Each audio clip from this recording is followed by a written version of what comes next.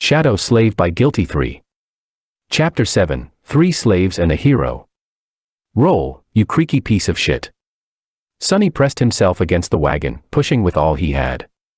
For powerful oxen that used to pull it were now dead, and instead of them, 3 tired slaves were trying to do the job. Even with the slope of the road helping them, the speed of the wagon was agonizingly slow. The tyrant, in comparison, was moving much faster. Pushing Hero back with a deadly swipe of his lower arms, he raised the other 2 to its neck and tried to grab the chain that was wrapped around it like a noose. However, this time Mountain King's fearsome physique turned into a disadvantage. Its long, terrifying bone claws were perfect for tearing flesh apart, but they weren't the best tool for precise manipulations. It took the tyrant some time to get a hold of the chain without slicing its own neck open. By then, the wagon was nearly at the edge of the cliff. Come on. Just a little bit more. What followed happened very quickly. The wagon's rear wheels finally slid from the road, hanging over the dark, seemingly bottomless pit beneath. The creature turned, staring expressionlessly at the 3 slaves with its 5 milky, dead eyes. The wagon careened, throwing Shifty and Scholar off their feet, and then froze, balanced precariously on its middle axis. Sunny was the only one left standing. He cast a last glance at the towering monster, and then slammed his shoulder into the front of the wagon, putting all of his weight behind it. The wagon finally lost its balance and rolled over the edge, scraping its underside deafeningly against the jagged rocks. Sunny fell forward and landed on his knees, narrowly saving himself from tumbling down the cliff with it. Turning his head to the tyrant, he gave it a wicked smile. Mountain King made a move to lunge at the scrawny slave, but it was already too late. A moment later, the chain on his neck drew tight, and he was yanked back with tremendous force, flying over the edge of the cliff like a rag doll. The creature fell into the darkness silently, as though refusing to believe that it was defeated by a tiny human. Go and die, bastard. Sunny thought. Then he took one deep, ragged breath and dropped to the ground, utterly exhausted. Is this it? Did I pass the trial? He rested on the cold stones, staring at the night sky, and waited for that faintly familiar, but elusive voice to announce his victory. But instead of that, wave after wave of pain that he had earlier chosen to ignore finally started to catch up with his abused body. Sunny groaned, feeling hurt all over. The skin on his back, slashed by a slaver's whip and pierced by the bone spikes of a newborn larva, especially, was in agony. He was also starting to shiver, once again consumed by the dreadful cold. I guess not. His thoughts were slow and muddy. What else am I supposed to do? A dark figure appeared above him. It was Hero, looking calm and as handsome as ever.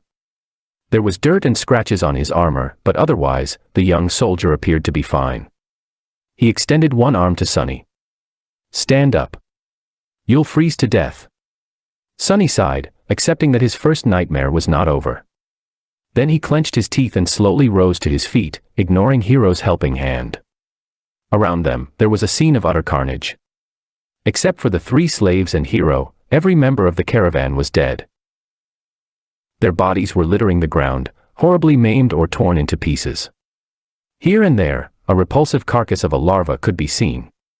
Shadows cast by the bonfire were dancing happily across the stone platform, seemingly unperturbed by this morbid view. Sunny was also too tired to care. Shifty and Scholar were already up, looking at Hero with weary apprehension. With or without shackles, they were still slaves, and he was still a slave driver. Noticing their tense gazes, the soldier sighed. Come closer to the fire, all of you. We need to warm ourselves and discuss what to do next. Without waiting for their response, Hero turned around and walked away. After hesitating for a few moments, the slaves followed. A bit of time later, the 4 of them were seated around the bonfire, soaking up pleasant heat. Shifty and Scholar were close to each other, maintaining a safe distance from Hero. Sunny sat apart from everyone, not because he had a specific reason to distrust one more than the others, but simply because he didn't like people in general.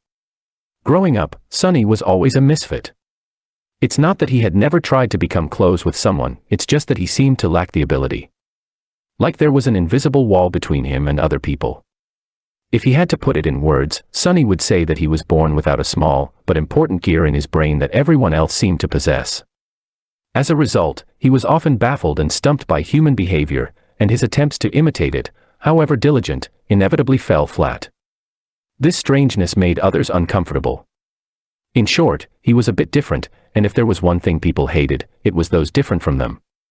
Over time, Sunny simply learned to avoid getting too close to anyone and settled comfortably into his outcast role. This habit served him well, since it not only made him self-reliant, but also saved him from being stabbed in the back by shady characters on multiple occasions. That's why he was not thrilled to share the rest of this nightmare with 3 strangers. Instead of trying to start a conversation, Sunny sat quietly by himself, lost in thoughts. After a few minutes, Hiro's voice finally broke the silence. Once the sun rises, we will gather whatever food and water we can find and go back down the mountain. Shifty gave him a defiant look. Why should we go back? To be put in chains again. The young soldier sighed. We can go our separate ways once we leave the mountains. But until then, I'm still responsible for your lives. We can't continue up the road since the way over the mountain pass is long and arduous. Without the supplies that were stored on the wagon, your chances of making it are not high. That's why going back is our best hope. Scholar opened his mouth, planning to say something, but then thought better of it and remained silent. Shifty cursed, seemingly convinced by Hiro's rational words. We can't go down. All 3 of them turned to Sunny, surprised to hear his voice. Shifty barked a laugh and glanced at the soldier. Don't listen to him, your lordship. This boy is, touched by the gods. He's crazy, is what I'm trying to say. Hiro frowned, looking at the slaves. The 2 of you are only alive thanks to this child's bravery. Aren't you ashamed to badmouth him so? Shifty shrugged, showing that he wasn't ashamed at all.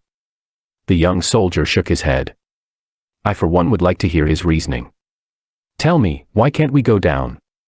Sunny shifted, uncomfortable in the center of everyone's attention. Because the monster isn't dead. Chapter 8, Nothing at all. Because the monster isn't dead. These ominous words hung in the silence. 3 pairs of eyes widened, staring right at Sunny. Why do you say that? After thinking about it, Sunny came to the conclusion that the tyrant was, indeed, still alive. His reasoning was pretty straightforward. He did not hear the spell congratulating him on slaying the creature after it fell off the cliff. Which meant that it was not slain. But he couldn't explain that to his companions. He pointed up. The monster jumped from an incredible height to land on this platform. Yet it wasn't harmed at all. Why would it be killed by falling off the platform? Neither Hiro nor the slaves could find a flaw in his argument. Sunny continued. Which means that it's still alive, somewhere down the mountain. So by going back, we will be delivering ourselves into its maw. Shifty cursed loudly and crawled closer to the bonfire, staring into the darkness with terror in his eyes. Scholar rubbed his temples, mumbling, of course. Why didn't I realize myself? Hiro was the most stoic of the 3. After thinking it over, he nodded. Then we go up and over the mountain pass. But that's not all. He glanced in the direction where the tyrant had fallen.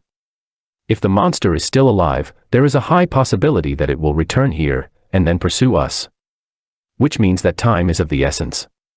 We will need to move as soon as the sun rises. He gestured to the torn bodies littering the platform. We can't allow ourselves to rest the whole night anymore. We need to gather supplies now. If there was a chance, I would have liked to give these people at least a humble burial after gathering all that we can from them, but alas, fate has decided otherwise. Hiro rose to his feet and brandished a sharp knife. Shifty tensed up and watched the blade carefully, but then relaxed, seeing that the young soldier showed no sign of aggression. Food, water, warm clothes, firewood. That is what we need to find. Let us split up and accomplish one task each. Then he pointed at himself with the tip of the knife. I will carve the oxen carcasses to get us some meat. Scholar looked around the stone platform, most of it drowning in deep shadows, and grimaced. I'll look for firewood. Shifty also glanced left and right, with a strange gleam in his eyes. Then I'll go find us something warm to wear. Sunny was the last one left. Hiro gave him a long look. Most of our water was stored on the wagon. But each of my fallen brothers was carrying a flagon. Gather as many as you can find. Sometime later, far enough from the bonfire to be hidden in the shadows, Sonny was looking for dead soldiers with half a dozen flagons already weighing him down. Shivering in the cold, he finally stumbled on the last broken body clad in leather armor. The old veteran, the one who had whipped him for trying to accept Hero's flask, was badly injured and dying, but, miraculously, still clinging to life. Horrible wounds were covering his chest and stomach, and he was clearly in a lot of pain. His time was running out. Sonny knelt beside the dying soldier and looked him over, searching for the man's flagon. What irony, he thought. The older man tried to focus his eyes on Sonny and weakly moved his hand, reaching for something. Sonny looked down and noticed a shattered sword lying on the ground not far from them. Curious, he picked it up. Are you looking for this? Why? Are you guys like Vikings, longing to die with a weapon in your hands? The dying soldier didn't answer, watching the young slave with some unknown, intense emotion in his eyes. Sonny sighed. Well, it might as well do. After all, I promised to watch you die. With that, he leaned forward and slit the old man's throat with the sharp edge of his broken blade, then threw it away. The soldier twitched, drowning in his own blood. The expression in his eyes changed. Was it gratitude? Or hatred? Sonny did not know. Illusion or not, it was his first time killing a human. Sonny expected to feel guilt or fear, but actually, there was nothing at all. It seemed that, for better or worse, his cruel upbringing in the real world had prepared him for this moment well. He sat quietly near the old man, keeping him company on this last journey. After a while, the spell's voice came whispering into his ear, "You have slain a dormant human, name unknown." Sonny flinched. Oh, right. Killing people is also an achievement, as far as the spell is concerned. They don't usually show this in webtoons and dramas. He registered that fact and put it away. But, as it turned out, the spell wasn't done speaking. You have received a memory. Sonny froze, opening his eyes wide. Yes. Come on, give me something good. Memories could be anything, from weapons to enchanted items. One received from a dormant rank enemy wouldn't be too powerful, but it was still a boon, weightless and undetectable, able to be summoned from nothingness with a simple thought. A memory was incredibly useful. What's more, unlike corporeal things, he would be able to bring it back with him to the real world. The advantage of having something like that back in the outskirts was hard to overestimate. A weapon. Give me a sword, received a memory, silver bell. Sonny sighed, disappointed. Well, with my luck, what was I expecting? Still, this thing was worth investigating. Maybe it had a powerful enchantment, like being able to send out destructive sonic waves or repelling incoming projectiles. Sonny summoned the runes and concentrated on the words "Silver Bell." Immediately, an image of a small bell appeared in front of his eyes, with a short string of text below. Silver Bell, a small memento of a long-lost home, which once brought its owner comfort and joy. Its clear ringing can be heard from miles away. What a piece of crap, Sonny thought, dejected. His first memory turned out to be pretty much useless, like everything else he possessed. He was almost starting to see a theme in how the spell was treating him. No matter. Sonny dismissed the runes and then got busy removing the dead man's fur cloak and warm, sturdy leather boots. As an officer, the quality of these clothes was a notch above those of the simple soldiers. After putting them on, the young slave finally felt warm for the first time since the nightmare began, not considering the short time he had spent near the bonfire. Perfect, he thought. The cloak was a bit bloodied, but then again, so was Sonny. He looked around, easily piercing the veil of darkness with his tenebrous eyes. Hero and Scholar were still in the middle of their tasks. Shifty was supposed to be looking for winter clothes, but was greedily pulling rings off the dead men's fingers instead. Unseen to them, Sonny hesitated, considering if he had really thought things through well. His companions were unreliable. The future was too uncertain. Even the requirements of passing the nightmare remained a mystery. Any decision he could make would have been a gamble, at best. Still, he had to make some if he wanted to survive. Not wasting any more time thinking, Sonny picked up the flagons and sighed. They spent the rest of the night seated with their backs against the bonfire, staring fearfully into the night.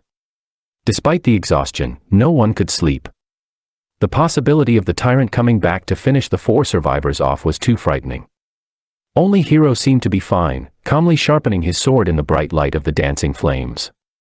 The sound of the whetstone scraping against the blade was somehow comforting.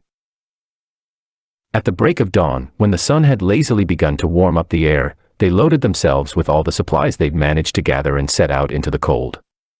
Sunny looked back, taking in the sight of the stone platform for the last time. He had managed to get past the place where the slave caravan was supposed to perish. What was going to happen next? No one could tell. Chapter 9, Wishful Thinking. There was a problem. They were planning to follow the road up to the mountain pass and then over it, getting as far away from the scene of the massacre as they could before the night came. However, the road was no more.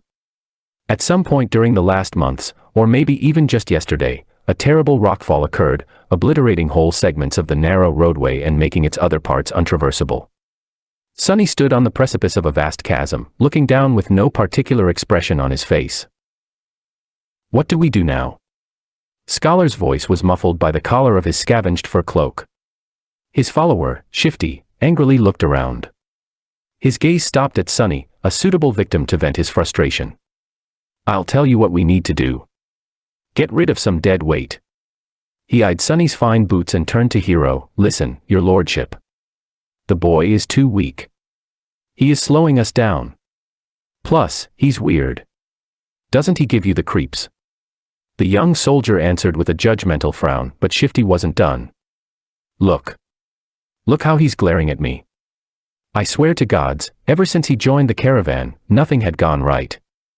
Maybe the old man was right, the boy is cursed by the shadow god. Sunny struggled to not roll his eyes. It was true that he was unlucky, however, the whole truth was opposite to what Shifty was trying to insinuate.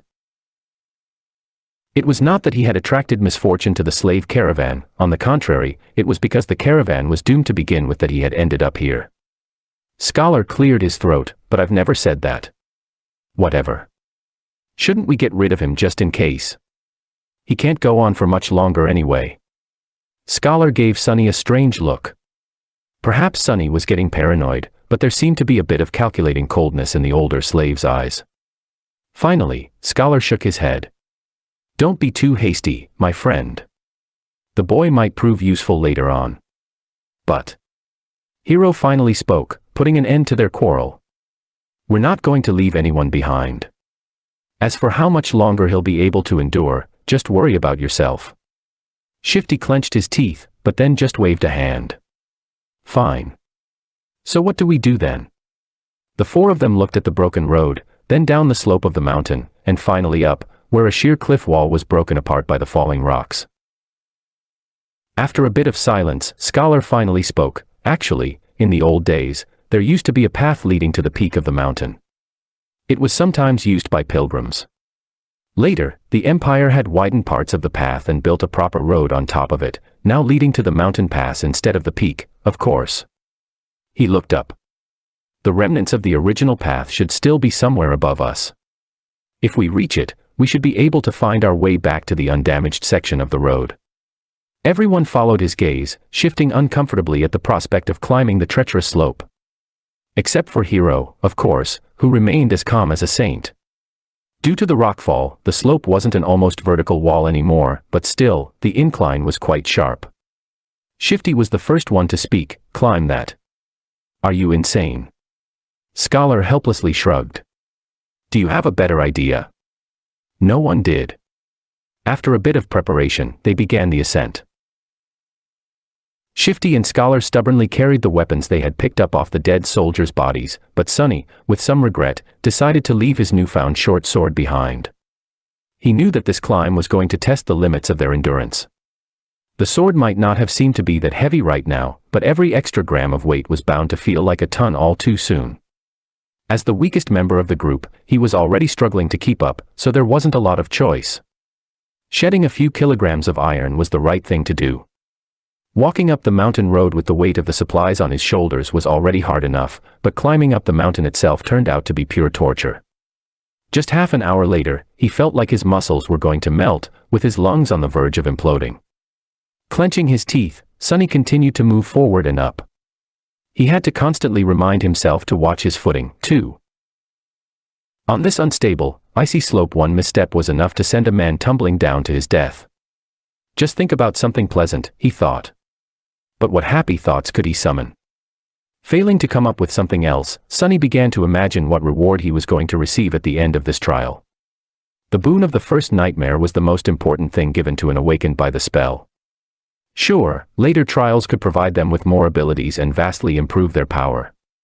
But it was this first one that determined what role an awakened would be able to play, how great their potential would be, and what price they would have to pay, not to mention giving them the necessary tools to survive and grow in the dream realm. The main benefit of the first nightmare's boon was simple, yet possibly the most important. After completing their trial, aspirants were bestowed with the ability to perceive and interact with soul cores. Soul cores were the basis of one's rank and power. The stronger your core was, the greater your might would grow. The same went for nightmare creatures, with a deadly caveat that, unlike humans, they could possess multiple cores. A lowly beast had just one, but a tyrant like Mountain King had 5. Coincidentally, the only way to improve your soul core was to consume soul shards scavenged from the corpses of other dream realm inhabitants. That's why Awakened went out of their way to battle powerful nightmare creatures despite the risk of death.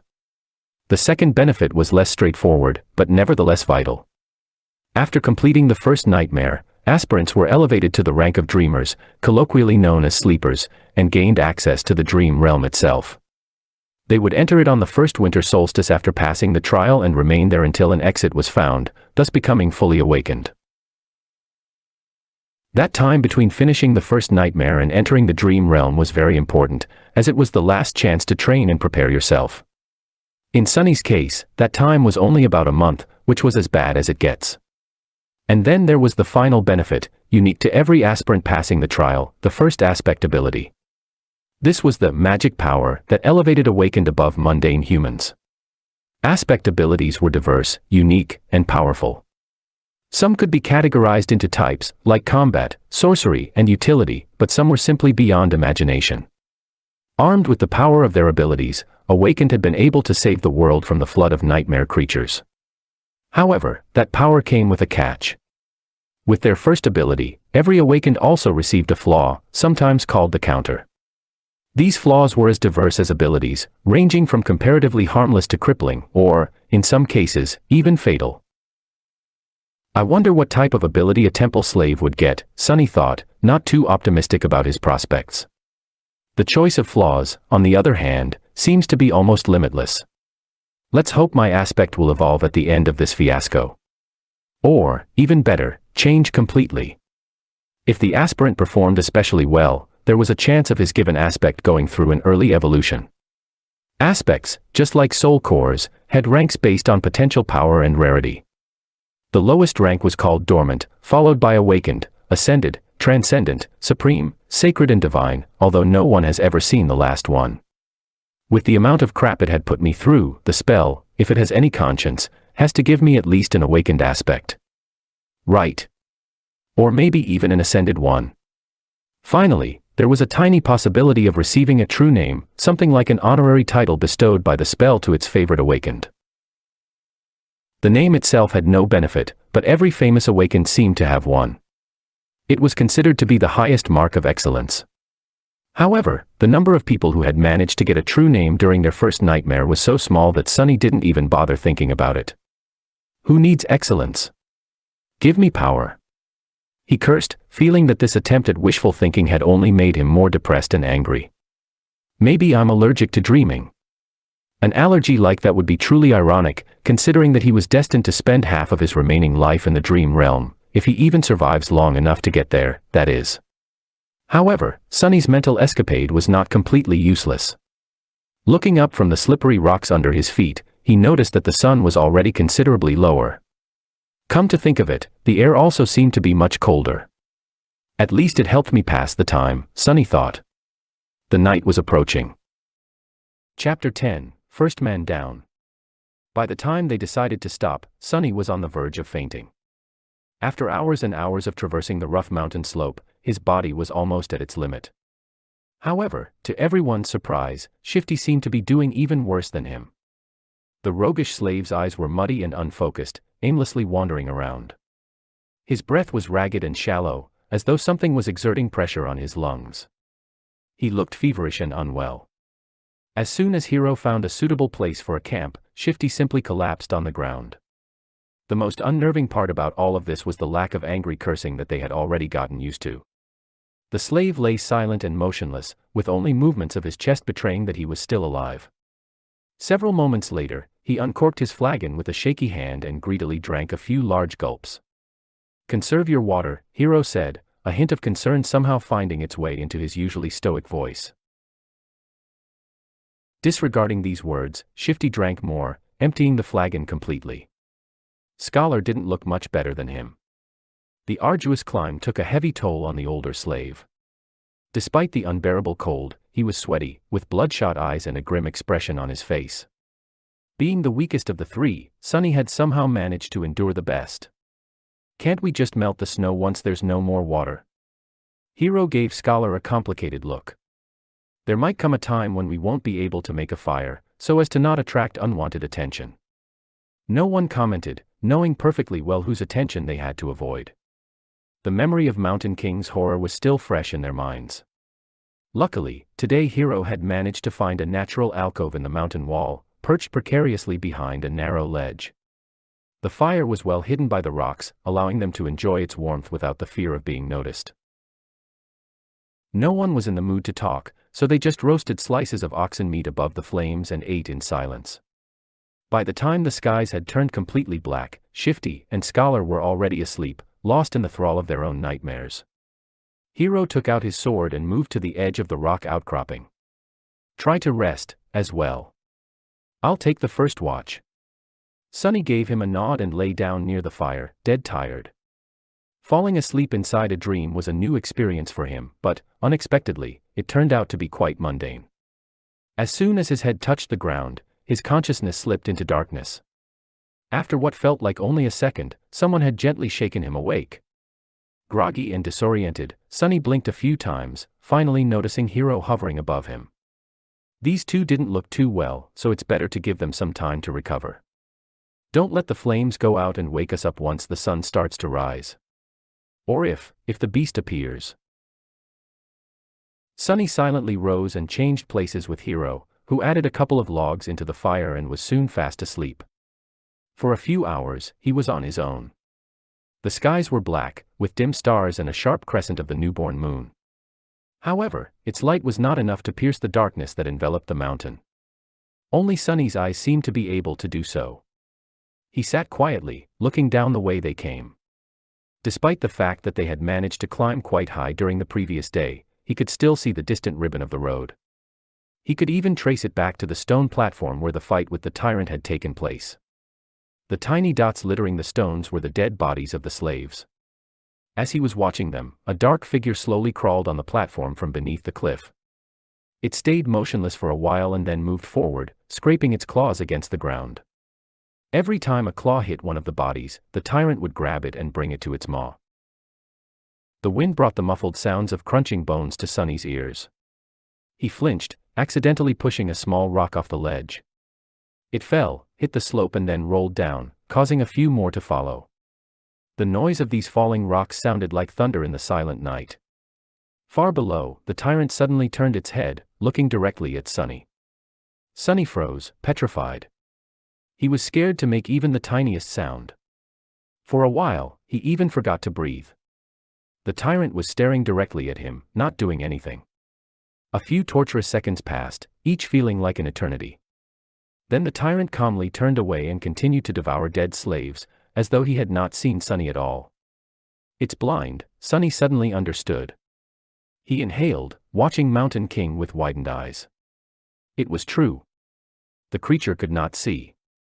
Looking back at everything that had happened earlier, he grew more and more certain of his guess. Those milky, expressionless eyes. Come to think of it, he never saw the tyrant moving them at all. And back when Sunny was pushing the wagon off the cliff, the tyrant only reacted after the wagons had started to fall, scraping loudly against the rocks. Of course. It was all making sense now. At the break of dawn, Sunny had woken the others up. Hiro had hoped that a full night's rest would do Shifty and Scholar some good, but his hopes were crushed. Somehow, the two slaves looked even worse than before. It was as though yesterday's climb had overstrained Scholar too much. However, Shifty's condition could not be explained by simple overexertion. He was deadly pale and shaky, with half-conscious eyes and a lost look on his face.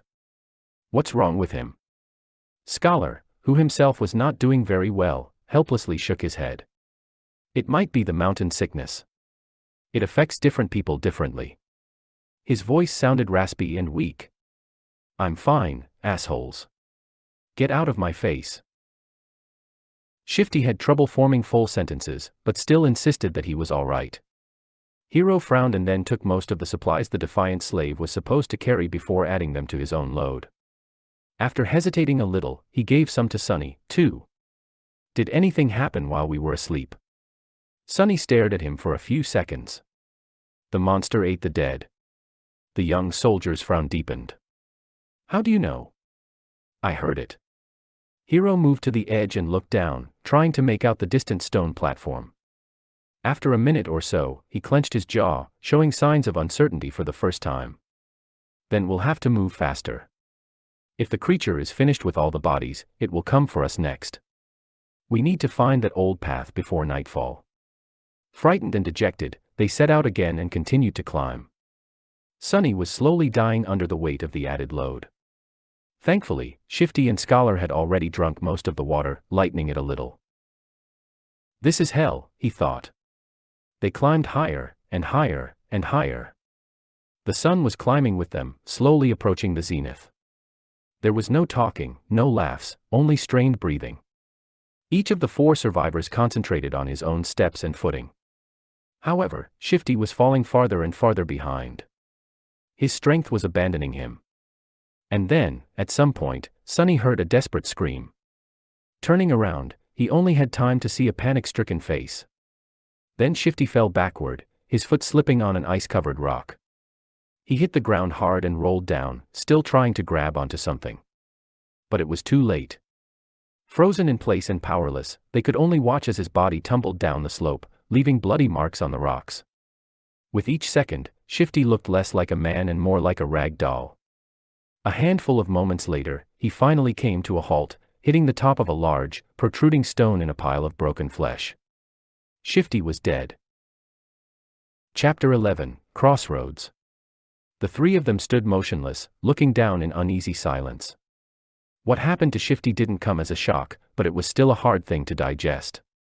An ominous feeling settled in their hearts, seeing the broken body of their companion. It was too easy to imagine one of them sharing the same fate. No one knew what to say. After a minute or so, Scholar finally sighed. It's a good thing that you took most of the supplies he had been carrying. A bit heartless, but not wrong, Sunny thought, giving the older slave a careful look. Scholar frowned, realizing that his mask of a kind-hearted gentleman had slipped for a second, and hurriedly added in a somber tone, "May you rest in peace, my friend." Wow. What a performance. Actually, Sunny had not believed in his benevolent act for a second. Every kid from the outskirts knew that people who acted kind for no reason were the ones to be most wary of. They were either fools or monsters. Scholar didn't seem like a fool, so Sunny became cautious of him from the moment they met. He got this far by being a mistrustful cynic, and there was no reason to change now. We have to go, Hero said, casting one last look down. His voice was even, but Sunny could feel a well of emotion behind it. He just couldn't tell what that emotion was. Scholar sighed and turned away, too. Sunny stared at the bloodied rocks for a few more seconds. Why do I feel so guilty, he thought, bewildered by this unexpected reaction. He got what he deserved. A little unsettled, Sunny turned around and followed his 2 remaining companions. Just like that, they left Shifty behind and continued to climb. At this altitude, traversing the mountain was getting harder and harder. The wind was slamming into them with enough force to throw a person off balance if they were not careful, making every step seem like a gamble. The air was becoming too thin to breathe. Due to the lack of oxygen, Sunny was starting to feel dizzy and nauseated. It was as though they were all slowly suffocating. Altitude sickness was not something one could overcome with effort. It was subtle and overbearing at the same time, affecting the strong and the weak with no regard to their fitness and endurance. If his luck was bad, an elite athlete could succumb to it faster than a random passerby. It was just a question of your body's innate aptitude and adaptability. Lucky ones were able to get over it after experiencing mild symptoms. The others were sometimes crippled for days or weeks, suffering from all kinds of torturous side effects. Some even died. As though all that wasn't bad enough, it was getting colder, too. The warm clothes and fur weren't enough to keep the chill at bay anymore. Sonny felt simultaneously feverish and freezing, cursing every decision he had made in his life to end up here, on the endless icy slope. This mountain was not a place for humans. And yet they had to go on. A few hours passed. Despite everything, the three survivors continued to struggle forward, slowly moving higher and higher. Wherever that old path Scholar had talked about was, by now, it couldn't have been far. At least that's what Sonny was hoping for. But at some point, he started to doubt if the path even existed. Maybe the older slave lied. Maybe the path was long ago destroyed by ravages of time. Maybe they had already missed it without even noticing. Just as he was about to fall into despair, they finally found it. It was weathered and narrow, barely enough for two people to walk side by side. The path wasn't paved, but rather cut from the black rock by some unknown tool or magic, winding its way up the mountain like a tail of a sleeping dragon. Here and there, it was hidden beneath the snow. But most importantly, it was flat. Sonny had never been that happy to see something flat in his life. Without saying a word, Scholar dropped his rucksack and sat down. He was deathly pale, gasping for air like a fish out of water. Despite that, there was a slight grin on his face. "Told you." Hero gave him a nod and looked around. A few seconds later, he turned back to the triumphant slave. "Stand up. It's not time to rest yet." Scholar blinked a few times, then glanced at him with pleading eyes. Just give me a few minutes." The young soldier was going to retort, but Sonny suddenly put a hand on his shoulder. Hero turned to face him. "What is it?" "It's gone." "What is gone?" Sonny gestured down, back the way they came. "Shifty's body. It's gone." Hero stared at him for a few moments, clearly failing to understand what Sonny was trying to say. "Oh, right. They don't know that Shifty's name is Shifty." Ahem. Awkward. He wanted to explain, but both Scholar and Hero seemed to have grasped his meaning. Simultaneously, they moved to the edge of the stone path and looked down, trying to spot the place where Shifty had met his end. Indeed, the splattering of blood could still be seen on the jagged rocks, but the corpse itself was nowhere to be found. Scholar flinched back and crawled as far away from the edge as he could. The young soldier also backed away, instinctively grabbing the handle of his sword. The three of them exchanged tense looks, clearly understanding the implication of Shifty's disappearance. "It's the monster," Scholar said, even paler than before. "It's following us." Hero gritted his teeth. "You are right. And if it is that close, we will inevitably be forced to fight it soon." The idea of fighting the tyrant was as frightening as it was preposterous. He might as well have said that they will all be dead soon. The truth of it was painfully clear to both Sonny and Scholar. But the older slave, surprisingly, did not look panicked. Instead, he lowered his gaze and quietly said, "Not necessarily." Hero and Sonny turned to him, all ears. The young soldier raised an eyebrow. "Explain." "Here it comes." Scholar sighed. "The beast had traced us this far in just a day. That means that there are two most probable possibilities. Either it is smart enough to realize where we are going, or it is following the scent of blood." After a bit of thinking, Hero nodded, agreeing with this logic. The older slave smiled slightly and continued. "Whether it is one or another, we can throw him off our trail and buy some time." "How do we do that?" Despite the urgency in Hero's voice, Scholar hesitated and remained silent. "Why are you not answering? Speak." The older slave sighed again and slowly, as though against his will, answered. Sonny was waiting for this moment for a while now. "We'll just have to make the boy bleed. Drag him down the path, then leave him there as bait and go up instead. His sacrifice will save our lives." Right on time. If Sonny wasn't mad, and scared witless, of course, he would have smiled. His judgment, it seems, was eerily on point.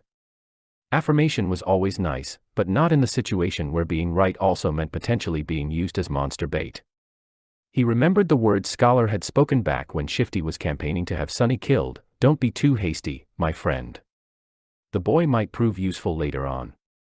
These words, which had sounded benevolent then, now turned out to hide a much more sinister meaning. What a bastard. Now it all depended on whether or not Hero would decide to follow through with Scholar's plan. The young soldier blinked, astonished. "What do you mean, make him bleed?" Scholar shook his head. "It's simple, really. If the monster knows where we are going, we have no choice but to abandon our plans to reach the mountain pass and go over the peak of the mountain instead. If the monster is following the scent of blood, we have to use one of us as bait to mislead it." He paused. "Only by leaving a bleeding man further down the path can we reliably avoid the pursuit no matter how it is tracking us." Hero stood motionless, his eyes jumping between Scholar and Sunny. After a few seconds, he asked, "How can you bring yourself to propose something so vile?" The older slave masterfully pretended to look aggrieved and somber. "Of course, it pains me. But if we do nothing, all three of us will die. This way, at least, the boy's death will save 2 lives. The gods will reward him for his sacrifice." Gee, what a silver tongue. It almost convinced me. The young soldier opened his mouth, then closed it again, hesitating. Sunny was silently watching the other 2 survivors, measuring his chances of coming on top in a fight. Scholar was already halfway to being a corpse, so overpowering him would not be a problem. Hero, however. Hero presented an obstacle. Chapter 12, The Smell of Blood. Right now, that obstacle was looking down, avoiding Sunny's gaze. His hand was resting on the sword handle. As always, the young slave had no idea about what was going on inside Hero's perfectly shaped head. The uncertainty was making him nervous. Finally, after some time had passed, the soldier spoke, "I have only one question." Both Sunny and Scholar stared at him while holding their breaths. "Yes. You said that one of us must be sacrificed to save the other 2. Why him? From what I see, you are far closer to the grave." "A great question. I was just about to ask it myself." Sunny turned to the older slave, trying very hard to suppress a mocking grin. But to his dismay, Scholar had an answer ready. "Before the first attack, he was already bleeding because of your senior's whip. During the attack, he was drenched in the blood of a fellow slave. His cloak, too, was soaked in it when the previous owner died. The boy already reeks of blood. Keeping him alive will put us in danger. That's why he is the best choice." The grin died before reaching Sunny's face. "Curse you and your big brain." Scholar's reasoning was appallingly solid. Hero listened, his expression growing darker with each word. Finally, he looked at Sunny, a dangerous light shining in his eyes. "That is true." Sunny felt his mouth getting dry. Cold sweat was running down his spine. He tensed, ready to act. But at that moment, Hero smiled.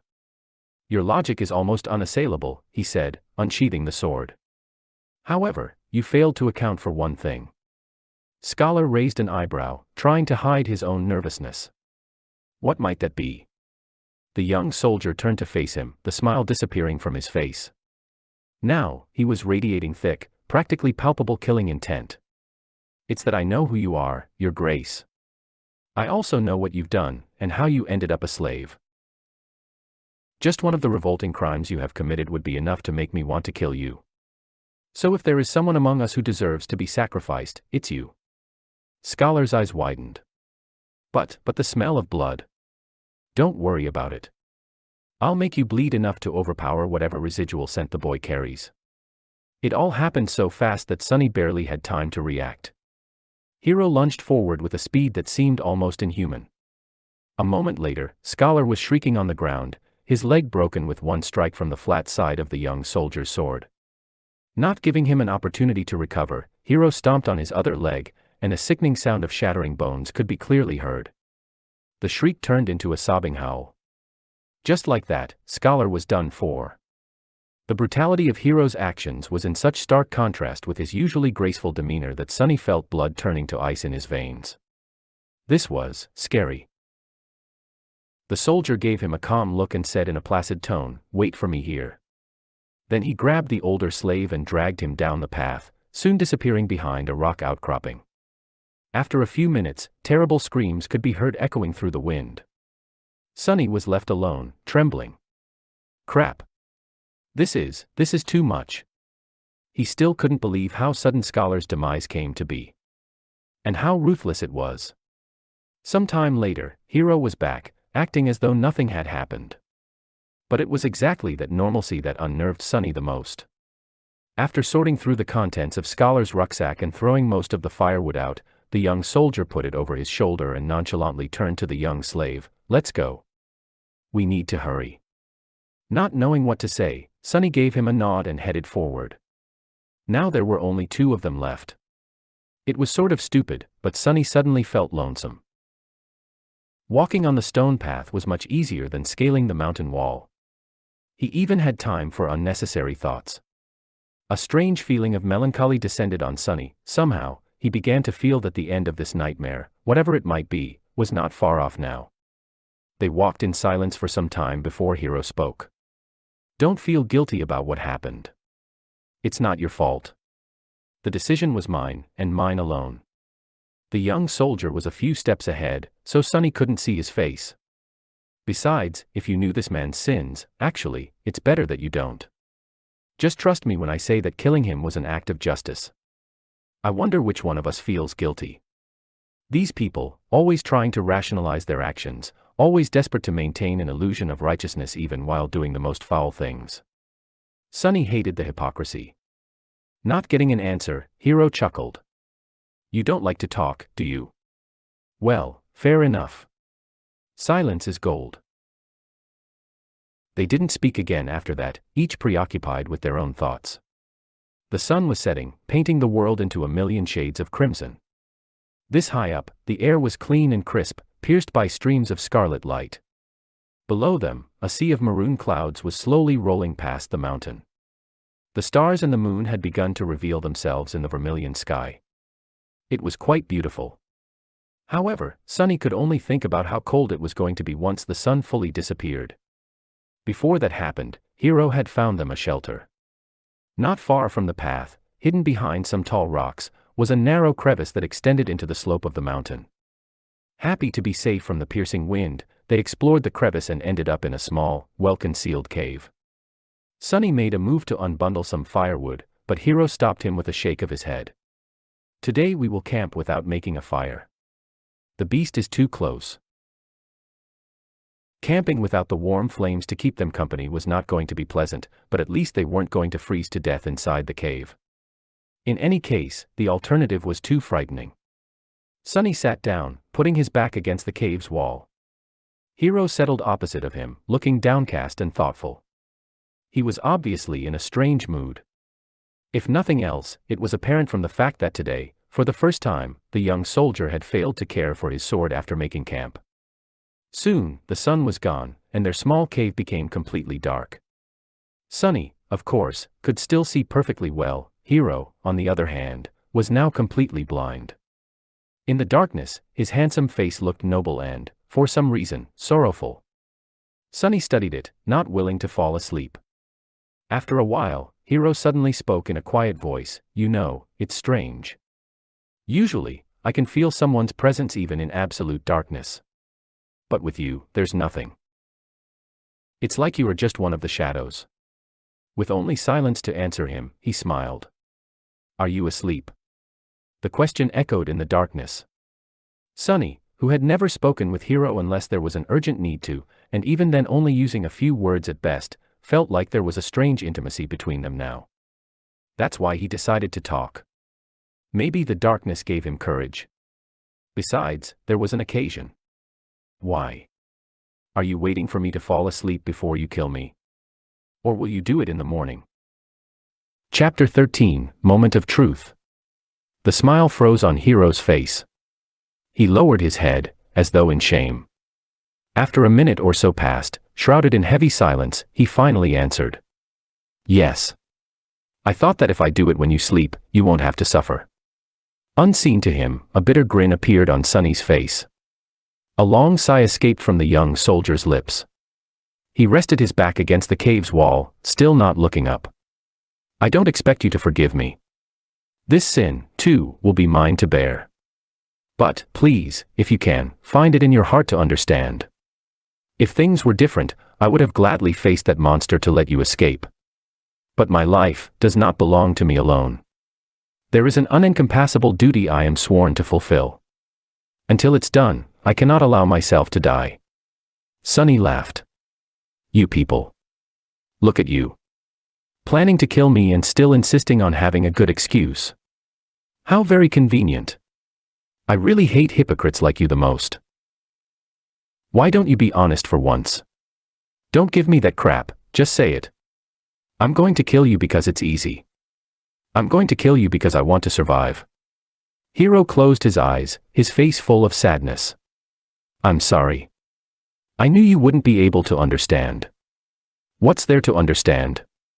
Sunny leaned forward, anger coursing through his veins. Tell me. Why do I have to die? The young soldier finally looked up. Even though he couldn't see in the dark, he turned his face in the direction of Sunny's voice. That man was a villain, but he was also right. The scent of blood is too heavy on you. It will attract the beast. You can just let me go, you know. We'll part ways. After that, whether or not the monster finds me won't be your problem. Hiro shook his head. Dying in that creature's maw is too cruel a fate. It's better if I do it myself. You are my responsibility, after all. How noble of you. Sunny leaned back, dejected. After a short while, he quietly said, You know, when I just came here, I was ready to die. After all, in this whole world, 2 worlds, actually, there's not a single soul who cares whether I live or die. When I'm gone, no one will be sad. No one will even remember that I existed. There was a forlorn look on his face. A moment later, however, it was gone, replaced by mirth. But then I changed my mind. Somewhere along the way, I decided to survive. I must survive, no matter what. Hiro gave him a thoughtful look. To live a life worth remembering. Sunny grinned. A dark gleam appeared in his eyes. No. To spite you all. The young soldier was silent for a few moments, then nodded, accepting this answer. He rose to his feet. Don't worry. I'll make it quick. Aren't you overly confident? What makes you think you'll be able to kill me? Maybe I'll kill you instead. Hiro shook his head. I doubt that. But in the next second, he staggered and fell on one knee. The young man's face turned deathly pale, and with a pained groan, he suddenly vomited blood. A satisfied smile appeared on Sunny's face. Finally. Finally. Hiro was standing on his knees, the lower part of his face covered in blood. Astonished, he was staring at his hands, trying to understand what had happened to him. What magic is this? With wide eyes and a pale face, he turned to Sunny. Was that thief right? Did you put the curse of the Shadow God on us? Sunny sighed. I wish that I had the ability to throw divine curses around, but no. To tell you the truth, I don't have any abilities at all. Then. How? The young slave shrugged. That's why I poisoned you all. Hiro flinched, trying to comprehend his words. What? After the tyrant first attacked, you sent me to search for water. While gathering flagons from the dead soldiers, I squeezed bloodbane juice into each one, except my own, of course. Not enough to taste it, but enough to slowly kill anyone who would drink from them. The soldier gritted his teeth, struggling through pain. A sudden realization appeared on his face. So that's why the other 2 were in such bad shape. Sunny nodded. Shifty drank the most, so his condition worsened the fastest. Scholar was also not long for this world, but you finished him off before the poison could. Yourself, however, it was as though bloodbane had no effect on you at all. I was really starting to get worried. Hiro's face darkened. I see. I understand. He thought about something, then looked at Sunny with surprise. But back then you didn't know that we will turn on you. Sunny just laughed. Oh, please. It was obvious. Shifty was the kind of man who would kill for a pair of boots. Scholar was like a wolf in sheep's clothing. People are selfish and cruel in the best of situations. Was I supposed to believe that those two weren't going to do something terrible to me when faced with certain death? Hiro spat more blood. Then. What about me? You. A disdainful expression appeared on Sunny's face. You are the worst of them. Why? Sunny looked at him and leaned forward. I might have not learned much in my short life, but I do know one thing, he said, all traces of humor gone from his voice. Now there was only cold, callous contempt. Sunny's face hardened as he spat. There is nothing more pathetic than a slave who begins to trust his slaver. Hearing these words, Hiro lowered his head. I see. Then, suddenly, he laughed. You are a wicked little shit, aren't you? Sunny rolled his eyes. There's no need to be rude. But Hiro wasn't listening to him. Good. This is good. My conscience will be clearer. The young slave sighed in irritation. What are you mumbling about? Just die already. Hiro chuckled and suddenly pierced him with a stare. Somehow, he didn't look so sick anymore. You see, that plan would have worked if I was a normal human. But, alas, my soul core has awakened long ago. I've slain countless enemies and absorbed their power. Blood-bane poison, unpleasant as it might be, can never kill me. Crap. Sunny turned around and tried to run away, but it was already too late. Something hit him in the back, sending his body crashing into the rock wall. With a scream, he felt a sharp pain piercing his left side. Rolling out of the cave, Sunny clutched his chest, scrambled back onto his feet and ran, trying to escape the narrow crevice. He managed to reach the old path, finally being able to see the stars and the pale moon shining brightly in the night sky. But it was as far as he was able to get. Stop. As the cold voice sounded behind him, Sunny froze. If Hiro really had an awakened soul core, he had no chances of getting away from him. In a fight, he had no chances at all. Turn around. The young slave obediently turned, holding his hands up. He looked at Hiro, who was wiping the blood off his face with a displeased look in his eyes. The two of them stared at each other, shivering in the murderous cold. Was it worth it? No matter. Despite it all, I will be true to my promise. I'll make it quick. The soldier unsheathed his sword. Do you have any last words? Sunny did not answer. However, a small silver bell suddenly appeared in his hand. Hiro frowned. Where were you hiding that thing? Sunny shook the bell. A beautiful, clear ringing sound flowed over the mountain, filling the night with an enchanting melody. What are you doing? Stop. The young slave dutifully stopped. What was? Right under Hiro's bewildered eyes, the silver bell disappeared into thin air. He looked at Sunny, stumped and suspicious. Tell me. What did you just do? But Sunny didn't answer. In fact, he hadn't said a single word ever since escaping the cave. Right now, he wasn't even breathing. Hiro, on the other hand, continued to speak. Tell me right now or you will regret it. He scowled. Why are you not saying anything? The shivering boy just stared at him, completely silent. No, he was staring into the darkness behind him. Hiro's eyes widened. What? Chapter 14, Child of Shadows. Sunny had no choice but to resort to one last, desperate gamble. He had no chance against the enemy in a direct confrontation, at least not without an advantage. Blood-bane poison was supposed to be his hidden card, but turned out to be nearly useless.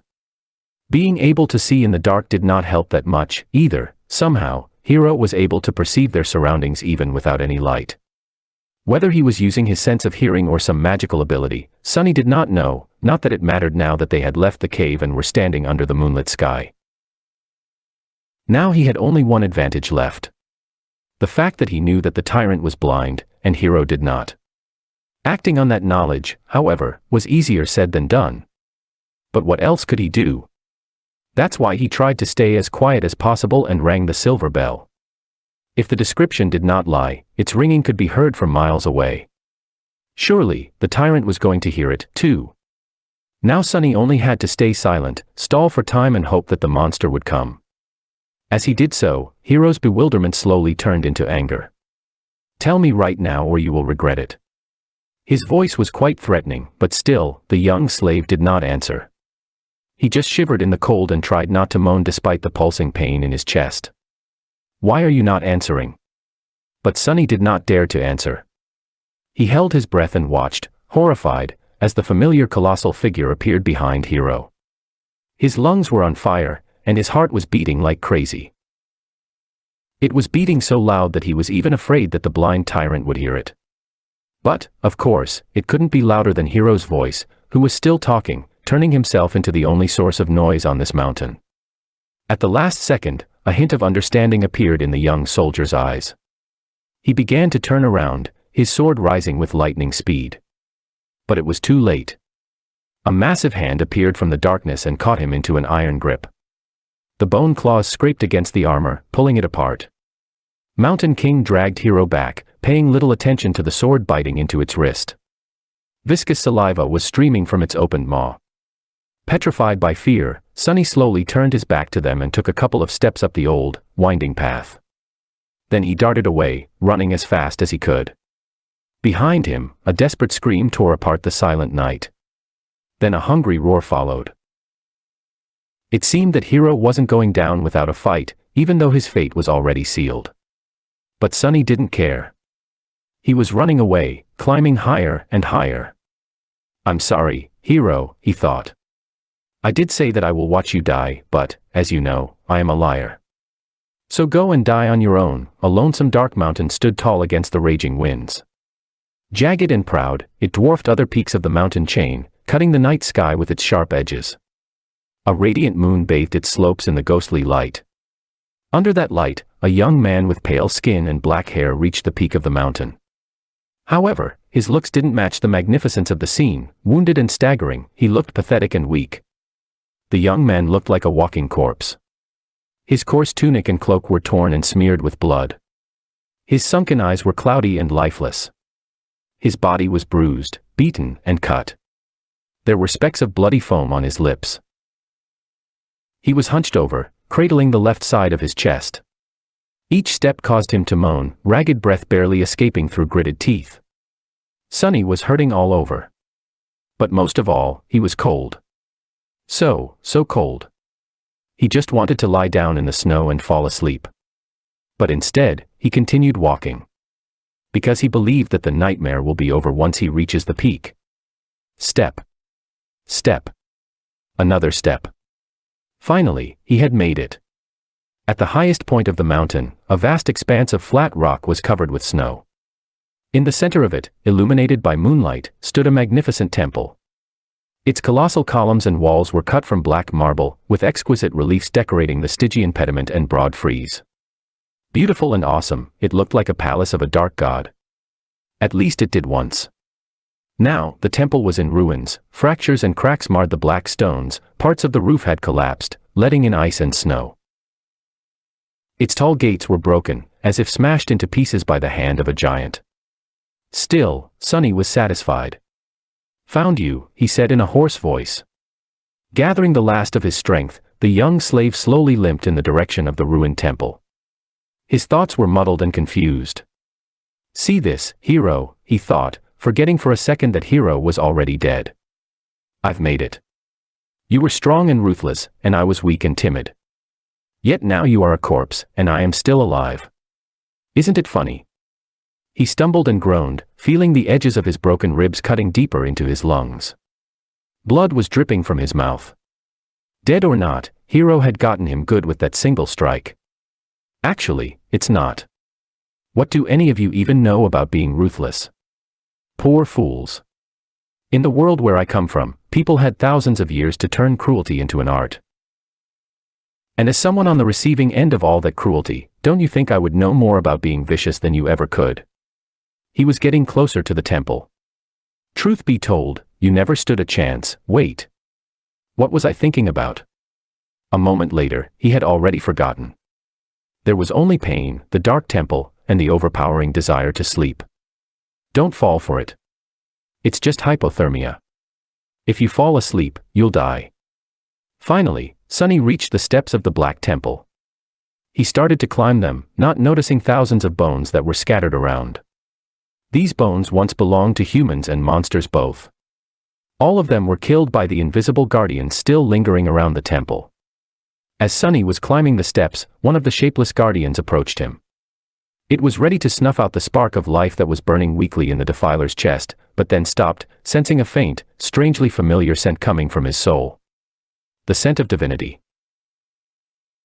Sorrowful and lonesome, the guardian moved aside, letting Sunny pass. Oblivious, he entered the temple.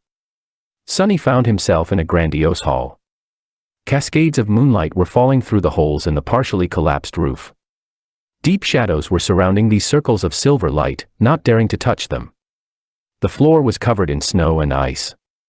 At the far end of the hall, a large altar was cut from a single piece of black marble.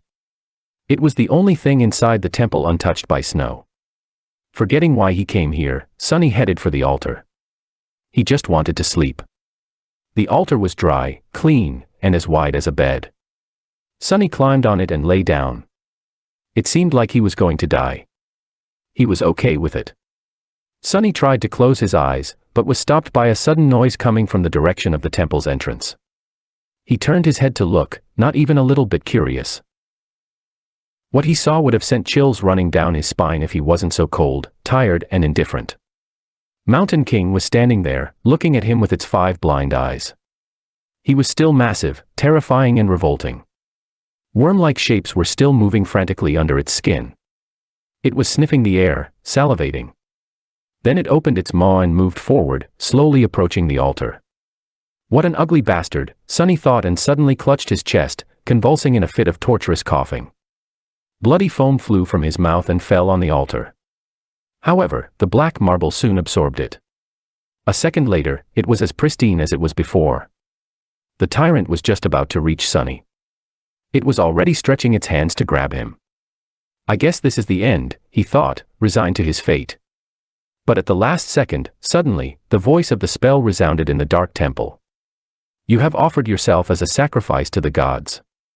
The gods are dead, and cannot hear you.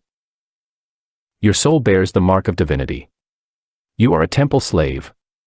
Shadow God stirs in his eternal slumber. He sends a blessing from beyond the grave. Child of shadows, receive your blessing. Under Sunny's astonished eyes, the shadows crowding the great hall suddenly moved, as though coming alive. Tentacles of darkness surged forward, entangling Mountain King's arms and legs. The mighty tyrant struggled, trying to get free. But how could it resist the power of a god? The shadows dragged Mountain King back, pulling in different directions. The tyrant opened its maw, and a furious howl escaped it. The next second, its body ruptured, torn apart into pieces. Blood, viscera, and severed limbs fell on the floor in a crimson torrent. Just like that, the horrible creature was dead. Sunny blinked. Once again, he was alone in the ruined temple. The great hall was dark and silent. And then the spell whispered, "You have slain an awakened tyrant, Mountain King. Wake up, sunless. Your nightmare is over. Prepare for appraisal." Chapter 15, Shadow Slave. Prepare for appraisal. Sunny found himself in a space between dream and reality. It was an endless black void illuminated by a myriad of stars. Between those stars, countless strings of silver light were woven into a beautiful and inconceivably complex net, forming various nexuses and constellations. It was truly breathtaking. Somehow, Sunny understood that he was seeing the inner workings of the nightmare spell. He also couldn't help but think that it looked a lot like the celestial equivalent of a neural network. If so, was the spell alive? This was a question that countless people had been asking themselves for the past few decades. The best answer they had come up with was that there was no way to know. The spell was neither alive nor dead, neither sentient nor mindless. It was more of a function than a creature.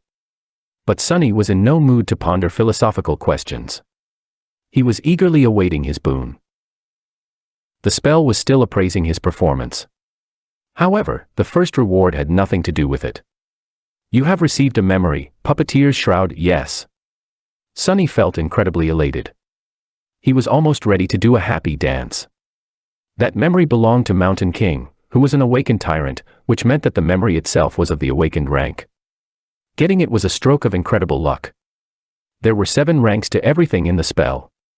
These ranks were, in order of growing power, dormant, awakened, ascended, transcendent, supreme, sacred and divine, with the exclusion of nightmare creatures, who were ranked as dormant, awakened, fallen, corrupted, great, cursed and unholy. From the spell's point of view, Sunny was a dormant human. Having a memory of a higher rank than his own soul core would be of great help once he enters the dream realm. The power gap between different ranks simply could not be overestimated.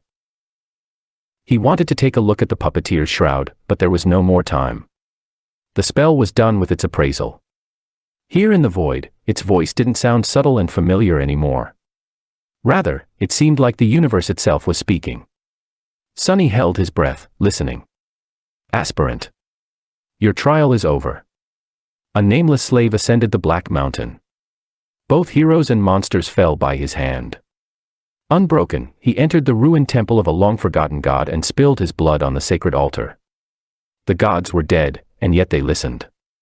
You have defeated a dormant beast, Mountain King's larva. You have defeated 3 dormant humans, names unknown. You have defeated an awakened human, Oro of the 9. You have defeated an awakened tyrant, Mountain King. You have received the Shadow God's blessing. You have achieved the impossible. Final appraisal, glorious. Your treachery truly knows no bounds. That final part was not really necessary, as far as Sunny was concerned, but he was still pretty satisfied with the praise from the spell. He felt like his chances of evolving his aspect to an awakened, or even ascended one were pretty high. His overall power was still dependent on the rank of his soul core, which would remain dormant until much later, but the rank of the aspect itself would do wonders for his overall potential. Dreamer Sunless, receive your boon. He was an aspirant no more. Sunny grinned. You have been bestowed a true name, lost from light. His jaw dropped. A true name. He had received a true name. Never in his wildest dreams did Sunny dream of becoming one of the chosen few to accomplish such a feat, and in his very first nightmare to boot. Not even all of the saints could boast of having one. He was an elite now, a bona fide cream of the crop. He was going to be rich. But the rewards kept coming. Your aspect is ready to evolve. Evolve aspect. What kind of a question is that? Sunny crossed his fingers and said, yes. Dormant aspect temple slave is evolving. New aspect acquired. Aspect rank, divine. Sunny fell over. Aspect name, Shadow Slave. Divine, it's divine. Sunny was standing on his knees, stupefied. The shock was so great that for a second there he lost all control over his limbs and fell. It said divine, right. He raised a trembling hand and rubbed his eyes, making sure that he was awake. Or rather conscious, since, technically, he was still sleeping in the underground vault of the police station. Confused by all this terminology, Sunny silently summoned the runes and found the lines describing his aspect. Aspect, Shadow Slave. Aspect rank, divine. Aspect description, you are a miraculous shadow left behind by a dead god. As a divine shadow, you possess plenty of strange and wondrous powers. However, your existence is empty and lonesome, you mourn the passing of your former master and long to find a new one. Innate ability, Shadow Bond. Ability description, find a worthy master and let them know your true name. Once they recite it out loud, you will be bound to their will, unable to disobey any command. It is improper for a shadow, let alone a divine one, to walk around without a master. That was a lot to digest. First of all, Sunny felt his heart beating faster. He heard it right. All the suffering and horror he had experienced in the first nightmare paid off in the end. A divine aspect, he had received a divine aspect. Anything above awakened was rare and immensely valuable. People with ascended aspects were rare enough to be fought over by various factions. The factions themselves were built around singular powerhouses with transcendent or supreme aspects. And he had never, ever heard of anyone acquiring a divine one. Never. Anything with the divine prefix was so hard to find that it mostly lived in the realm of myths and legends. After all, the human race had not reached that high yet, it was only slightly more than a decade since humans managed to finally conquer the third nightmare and receive the ability to evolve their cores to transcendent rank. As transcendents, or saints, as they were called in the real world, powerful awakened ruled over the dream realm, but even they did not dare to face nightmare creatures of higher ranks. Subsequently, there were not a lot of memories and echoes of supreme rank around, let alone sacred, or divine. The same went for aspects. And yet Sunny just got one. He grinned, driven half-mad by joy and arrogance. However, his jubilation was a little muddied. After all, there was that weird innate ability. Of course, he had no intention of becoming someone's magical slave, with no free will of his own. To hell with that. But it wasn't that bad. All he had to do to avoid that fate was to conceal his true name.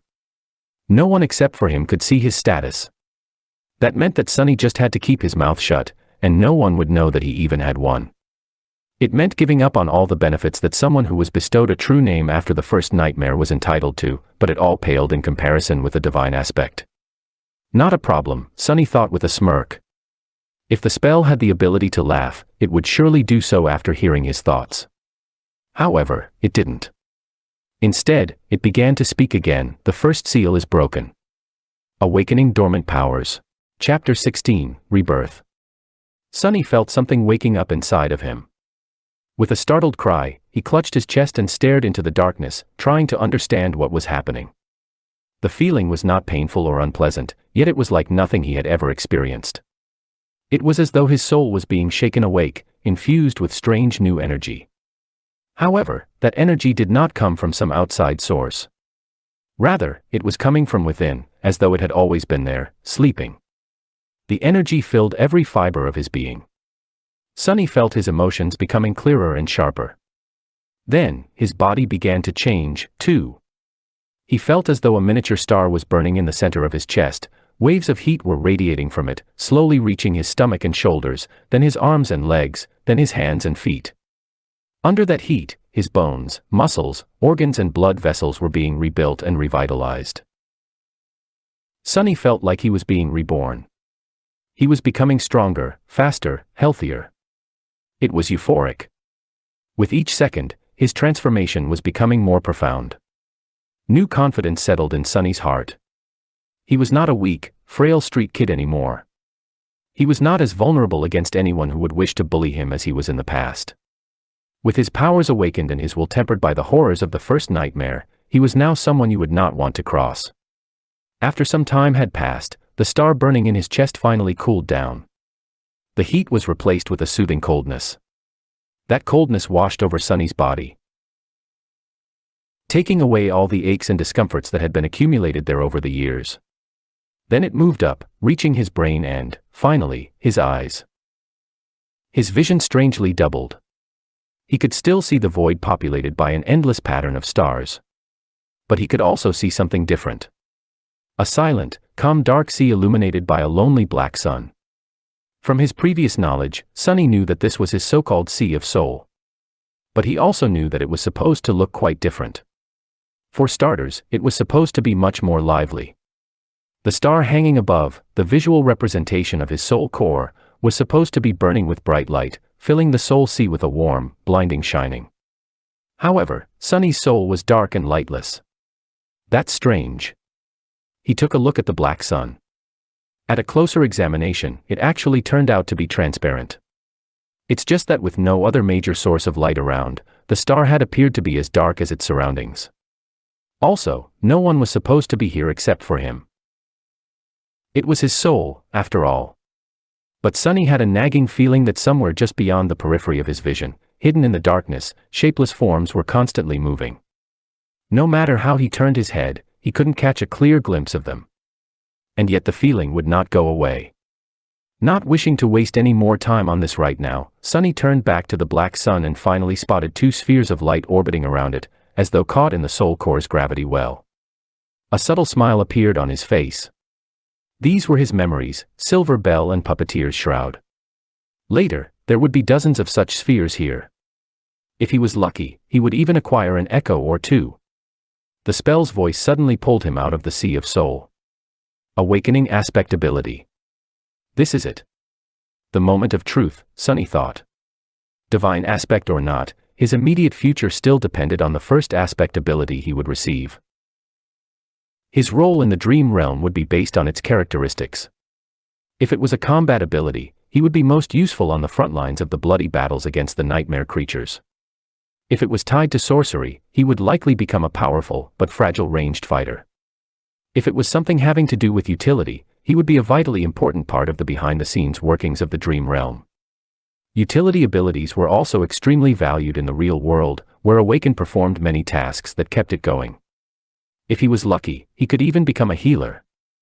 Healers were very rare, and as such, sought-after specialists. Aspect ability acquired. Aspect ability name, Shadow Control. Sunny hurriedly summoned the runes. He wanted to go to the description of his new ability right away, but then decided to give his overall information a look first. Name, Sunless. True name, Lost from Light. Rank, Dreamer. Shadow Core, Dormant. Shadow Fragments, 12/1000. What? What is that? Where the rank of his soul core was supposed to be written, a mysterious shadow core appeared instead. Sunny looked at it, blinking. He had never heard of anyone having a different kind of core before. Was he that unique? This enigmatic shadow core would certainly explain why his sea of soul looked so strange. And also, he moved his eyes down, noticing the shadow fragments counter. Usually, there was supposed to be an indicator of the number of soul shards consumed. However, it was nowhere to be seen. Do I actually have a completely different progression path than all Awakened? The idea was as exciting as it was frightening. Not having to fight for resources with anybody else was an incredible advantage. Most of the human society in the dream realm was built around the acquisition of soul shards. If he had no need to gather them to evolve, not only would he be able to become more powerful with incredible speed, he would also be completely self-sufficient. On the other hand, he had no idea how to acquire these shadow fragments. However, he had gotten 12 of them somehow already, so whatever it was that he had to do, he had already done it in the first nightmare. I'll have to explore this carefully. Satisfied with this decision, Sunny continued to study the runes. Memories, Silver Bell, Puppeteer's Shroud. Echoes, Attributes, Fated, Mark of Divinity, Child of Shadows. Aspect, Shadow Slave.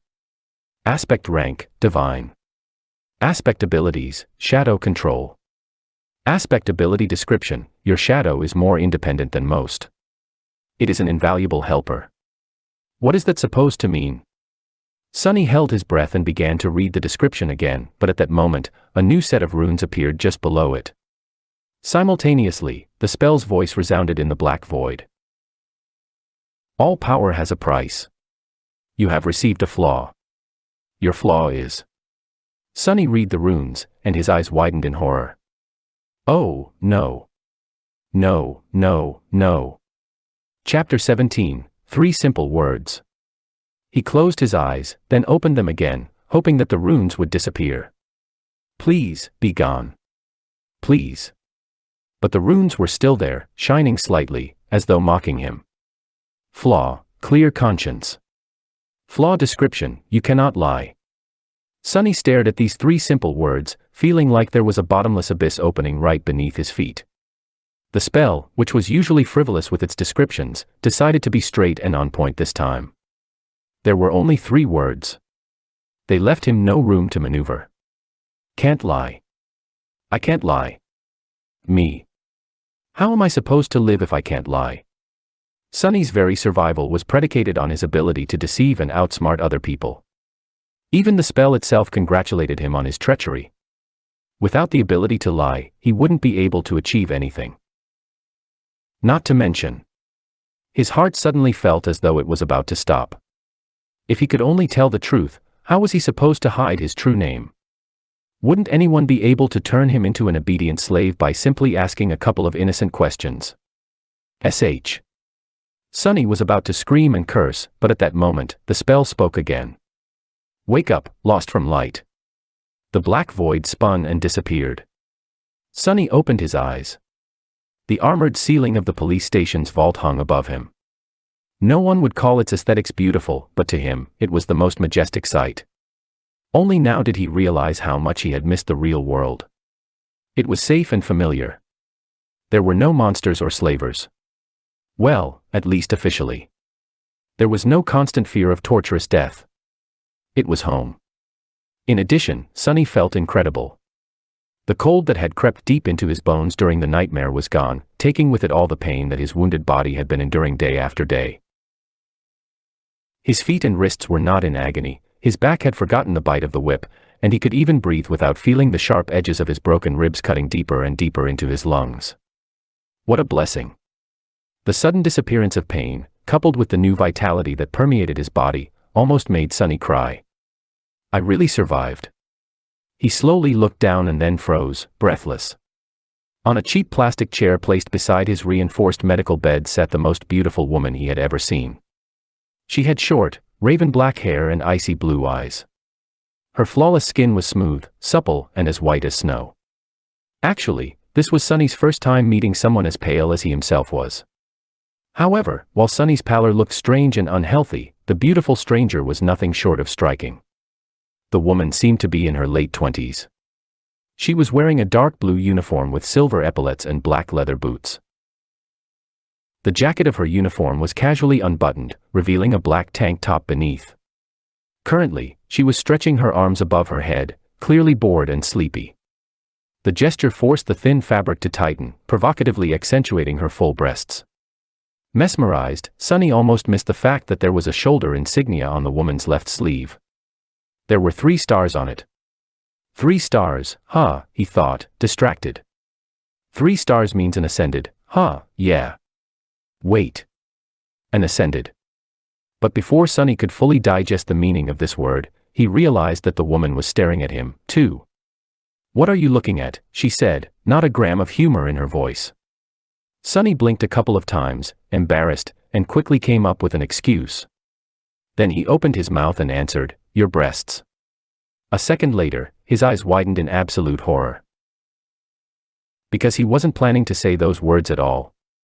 His mouth moved on its own. A wave of terror suddenly drowned his mind. The woman slowly smiled with a dangerous gleam in her eyes. Then, without any warning, she moved her hand and slapped Sunny across the face. Sunny's whole body was turned around.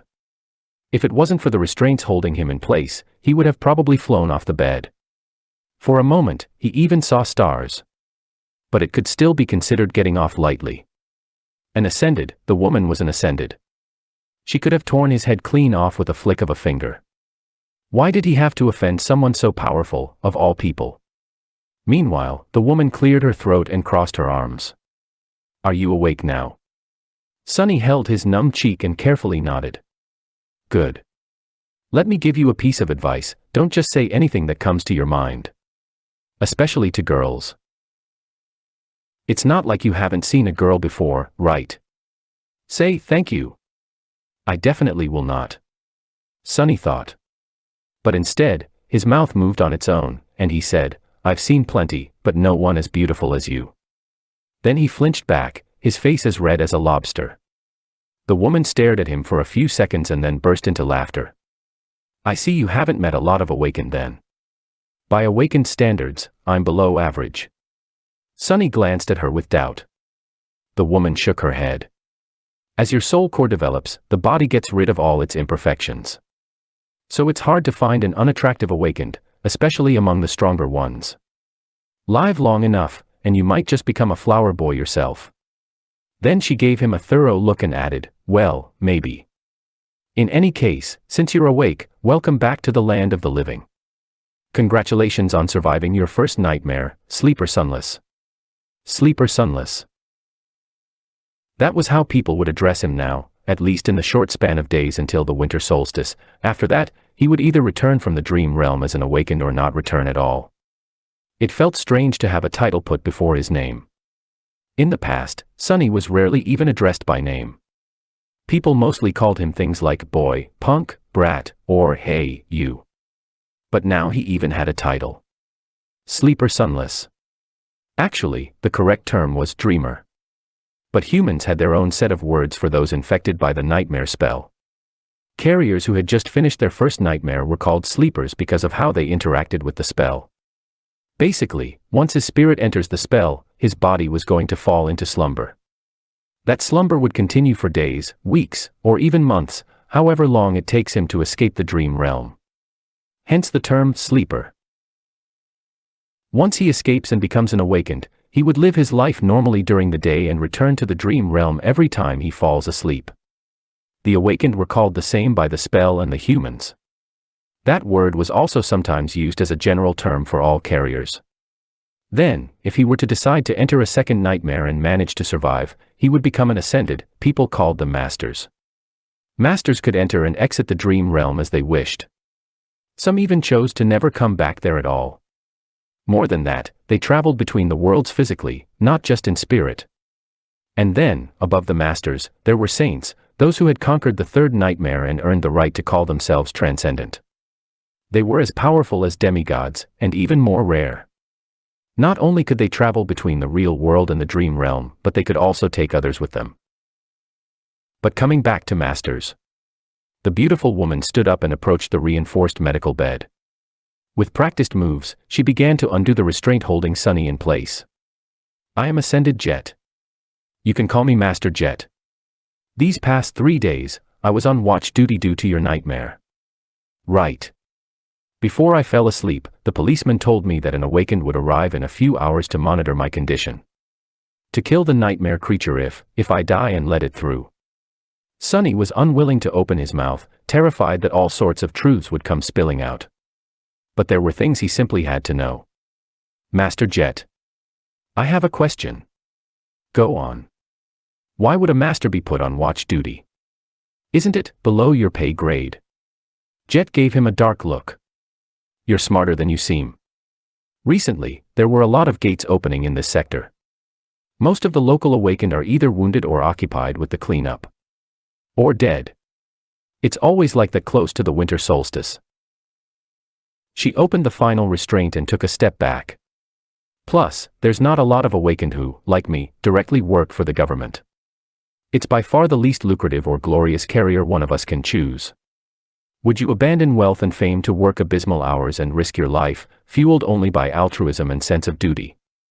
Sunny wanted to say something flattering.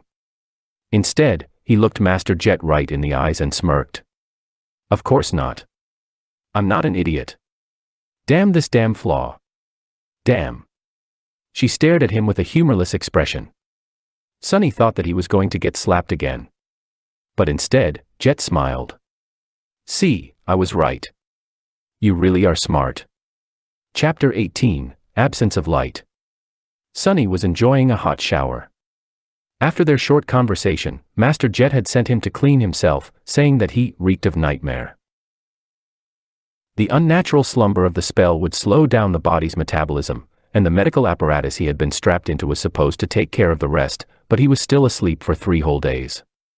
Even if only psychological, the scent of bloodshed and despair lingered around him. Ah, I'm in heaven, Sunny thought, willing himself to temporarily forget about the looming disaster of the flaw. He was alone in the police station's showers, relaxing under the streams of hot water. After a bit of time had passed, Sunny reluctantly turned the tap off and walked over to the towel rack. Coincidentally, he saw himself reflecting in the mirror. The changes in his physique were subtle but noticeable. His pale skin seemed a little healthier, his muscles a bit more pronounced. He looked slender and lean instead of emaciated and frail, as he did before. There was a slight luster to his dark hair and a shine to his eyes. However, he was still rather diminutive. Not exactly a picture of masculine handsomeness, to say the least. Flower boy, huh? Sunny thought, full of bitterness. Then he suddenly froze, noticing something strange. As he was looking at himself in the mirror, the reflection of his shadow seemed to move. It was as though the shadow lowered its head and quietly face-palmed. Sunny quickly turned around, piercing his shadow with a nervous look. However, everything seemed normal. The shadow was doing exactly what it was supposed to do, repeating his every motion. I clearly saw you move, he said, feeling a bit strange. You have just moved on your own, right? Sunny glared at the shadow, which obediently glared back. Did you move or not? The shadow enthusiastically shook its head. What do you mean, no? You've just moved your head. Do you think I'm a fool? The shadow seemed to think for a bit and then shrugged. Sunny was left with his mouth agape. Your shadow is more independent than most. It is an invaluable helper, he muttered finally. Right. This was how the spell had described his aspect ability. But what exactly could his shadow do? He decided to experiment a little. Hey, you. Tell me what you can do. The shadow was silent and motionless. Right. It doesn't have vocal cords. As though that made any sense. Shadows were not supposed to have muscles either, and yet it knew how to move.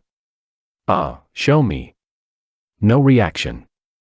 It seems the shadow was content pretending to be an ordinary, lifeless blob of darkness. Sunny sighed.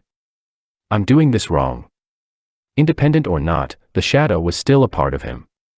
It was a manifestation of his aspect ability.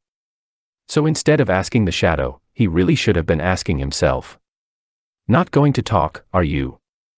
Sunny closed his eyes and directed his perception within, exploring himself for the first time since returning to the real world. He felt the beating of his heart, the steady rising of his chest, the slight chill of the shower room. He heard droplets of water falling on the tiled floor. Felt the movement of filtered air against his skin. And there, on the verge of his consciousness, something new. A completely new sense. Sunny concentrated on it, and suddenly a whole other world opened to him. It was hard to describe with words, just like one would have trouble explaining how hearing or touch feels.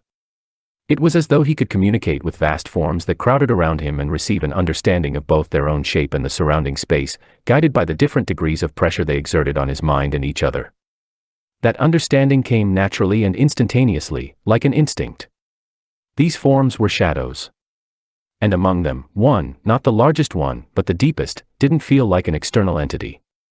It was like a part of his soul. Once Sunny grasped the feeling of it, he could sense the shadow just like he sensed his limbs.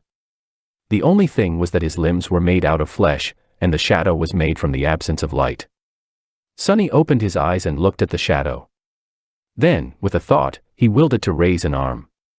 The shadow raised an arm. He willed it to sit, stand, turn around, and kick.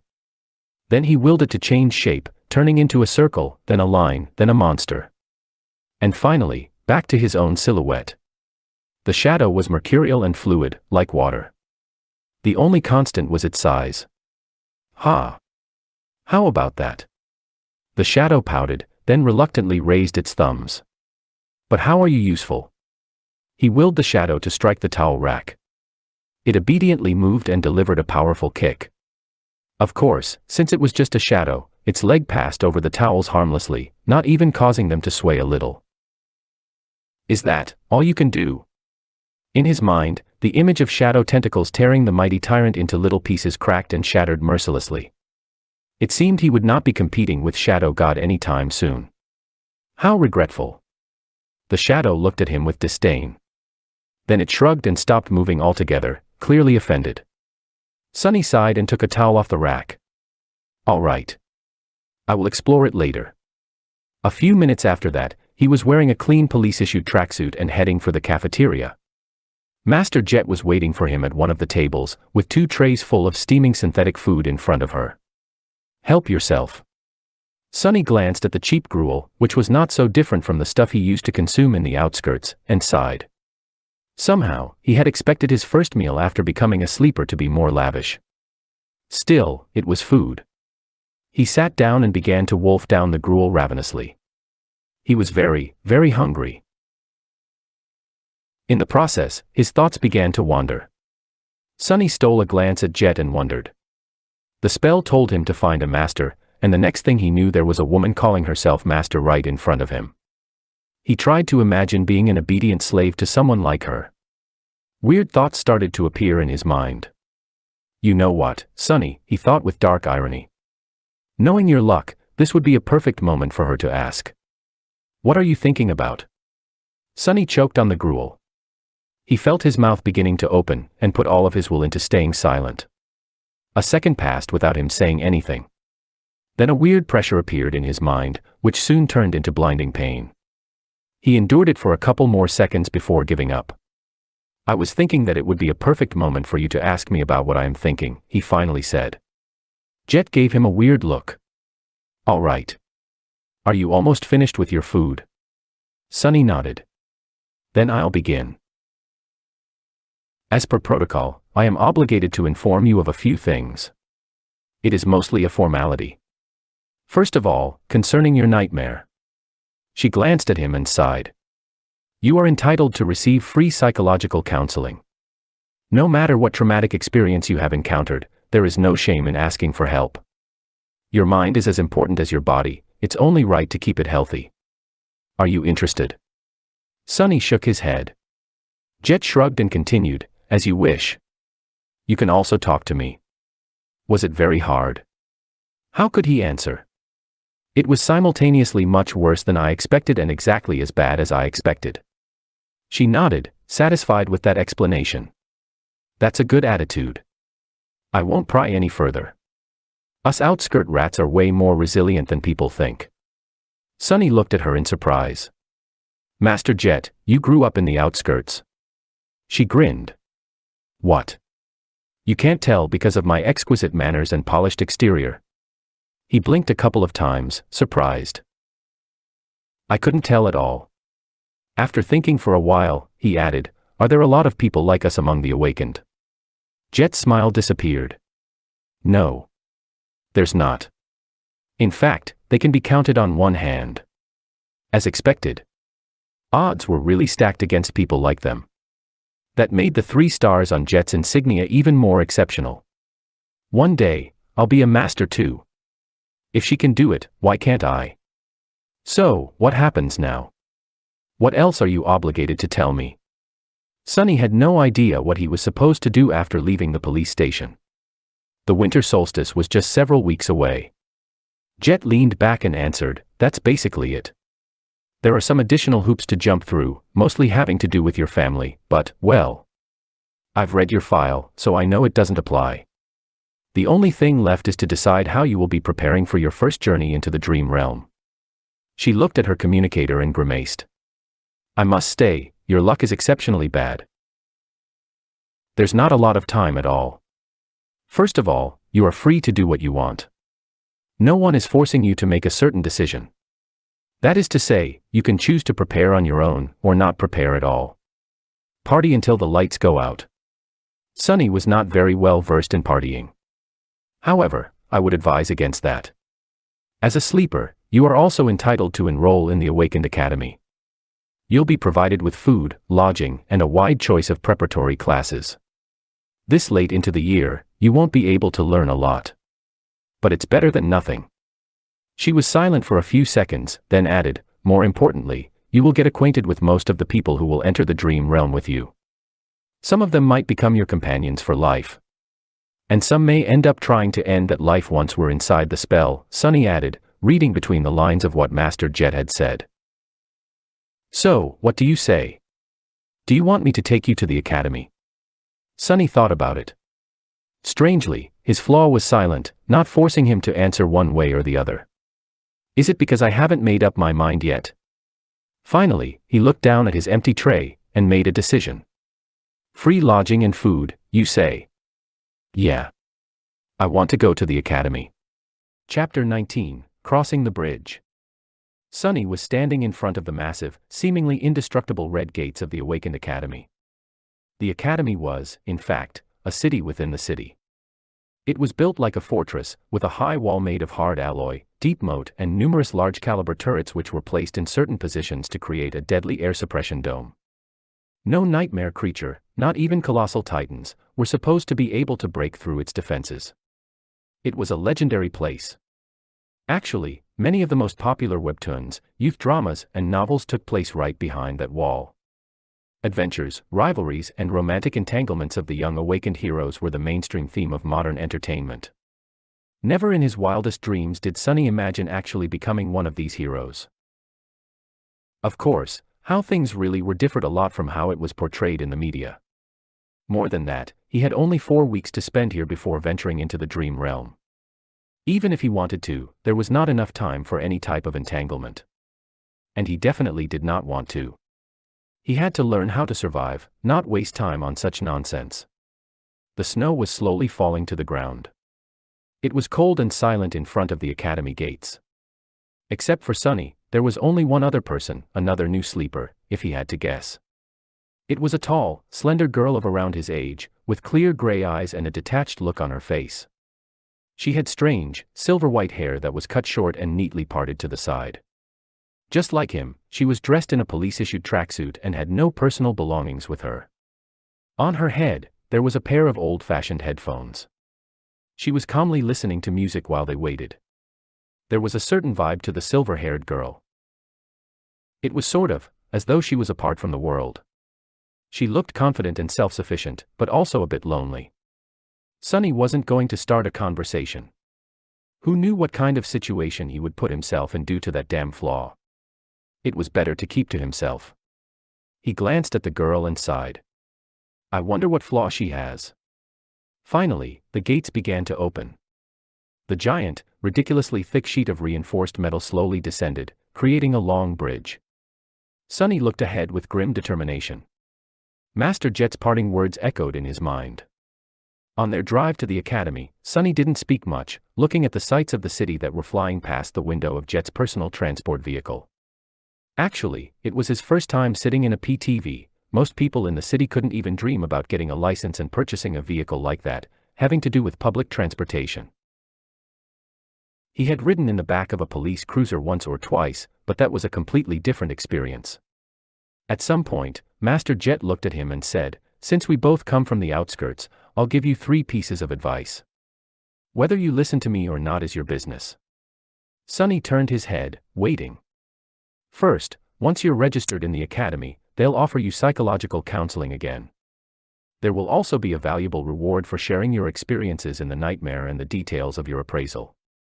You'll be able to receive a soul shard, maybe even several of them. He frowned. Are you trying to convince me to visit a psychiatrist again? Jet shook her head. No. I'm telling you to refuse. Surprised, Sunny raised his eyebrows. Why? There was a pause before she answered. You're too green to understand, but out there in the dream realm, nightmare creatures are not the only danger. Once you grow powerful enough, humans will become an equal threat. The less they know about your aspect, the better. So that's how it is. The easiest way to defeat a powerful awakened is to use their flaw. That's why young fools in the academy are encouraged in various ways to share the details of their aspects. I'm not saying that the government will leak your information, but once 2 people know a secret, it's no longer a secret. And there's a lot of people working for the government. That made a lot of sense. Thank you, Master Jet. She gave him a nod. Second, there will be a lot of courses to choose from. All types of combat training, deep dives into nightmare creature categories and vulnerabilities, basics of various types of sorcery, artifact study, and so on. Sunny gulped. Actually, he was already agonizing about what weapon to train with. For weeks was not enough to master a weapon, but at least he would have a basic understanding of it. Disregard all of that. The only course you have time to attend is wilderness survival. He blinked. What? Jet glanced at him. It's different for city kids, who learn all sorts of useful things in school and from their tutors. But we don't have that advantage, do we? What was the biggest threat to your life during the nightmare? Sunny thought about it. On the surface, the most dangerous thing he faced was the tyrant, followed by Hero. Oro of the 9. But actually, what almost killed him in the end was the cold. Jet smiled. Smart. You only know how to survive in the city. But the dream realm is mostly made of wilderness. Do you know how to make a fire? How to procure food? How to find safe shelter? No. Fighting monsters is important, but it'll be useless if you die of hunger or exposure to the elements. Trust me. I've learned it the hard way. Sunny nodded, angry at himself. It was so obvious, yet he never even thought about these seemingly simple things. He was blinded by his past habits and experience. Human brains were like that. Once accustomed to a certain way of living, it was hard to see past the already familiar routines. It was lazy thinking at its worst. At that point, Master Jet had stopped the car and opened the door, getting out. Sunny followed her and was momentarily stunned, staring at the colossal metal gates in front of them. This was the famous Awakened Academy. After a few seconds, he shook off his amazement and turned to his senior. "This is as far as I go," she said, looking cheerlessly at the walls of the academy. "I've already notified them. Someone will come fetch you in a while." There was something dark in the depths of her icy blue eyes. Sunny suddenly felt a cold feeling spreading through his body. "What's the third advice?" Master Jet glanced at him, then sighed. "Remember, no one can survive in the dream realm alone. That's not an opinion, that's a fact. Try to get along with your peers, even if they don't treat you well. It might save your life." Then she suddenly smiled and patted him on the shoulder. "You've done well to survive until now. Make sure to keep yourself alive in the future, too." Then she got back into her PTV and drove off. Just like that, she was gone. The end of the metal bridge hit the special grooves in the ground and stopped moving after a set of loud clicks. Sunny looked ahead, wondering what kind of life he was going to be living in the next 4 weeks. Keep your flaw and aspect secret, learn to survive in the wilderness, and be nice to other sleepers. It didn't sound too hard. But, for some reason, he was sure that these weeks were going to be as challenging as his first nightmare. Or maybe even worse. Seemingly free of such concerns, the silver-haired girl walked forward and stepped on the bridge. Sunny sighed and reluctantly followed. Chapter 20, Outcast Once Again. The sleeper part of the compound was relatively small and situated in the southern part of the academy, surrounded on all sides by training fields and parks. It was a low, modern building constructed with reinforced materials. Like the majority of buildings in the academy, most of it was hidden below the ground, leaving only a couple of floors above it. With its white, pristine alloy walls and wide windows, it must have looked beautiful in the summer, contrasted against all the greenery around. Inside, the building was spacious and well lit. Sunny and the silver-haired girl were taken to a large hall where 100 or so of young men and women, sleepers of the same unfortunate timing as the two of them, were already waiting for the beginning of the induction ceremony. Most of them were nervous, tense, and excited. Logistics of the academy were a constant headache for the administrators since the rate at which the spell-infected people was always chaotic. There was no way to orderly structure for batches of sleepers to undergo any type of standardized education on a shared schedule. Some of them had a full year to prepare for the dream realm, some only months, some even mere days. That's why these induction ceremonies were held each month at the beginning of the year and then every week once the winter solstice began to loom near. Some of the sleepers in the hall had to wait days to be inducted, while Sunny had lucked out and was delivered to the academy just hours before the scheduled event. Once inside the hall, he understood two things. Firstly, everyone was well dressed and in possession of a suitcase, a duffel bag, or at least a backpack carrying their personal belongings. They were obviously coming prepared, most likely from home, sent off by their families. So Sunny and the silver-haired girl, who came empty-handed and wearing simple police-issued clothes, were not a norm like he had assumed, but actually an eye-catching anomaly. Right. That makes sense. Secondly, Master Jet was not being overly humble when she called herself below average by awakened standards. Even though these young people were just starting their paths as awakened, their looks were dazzling.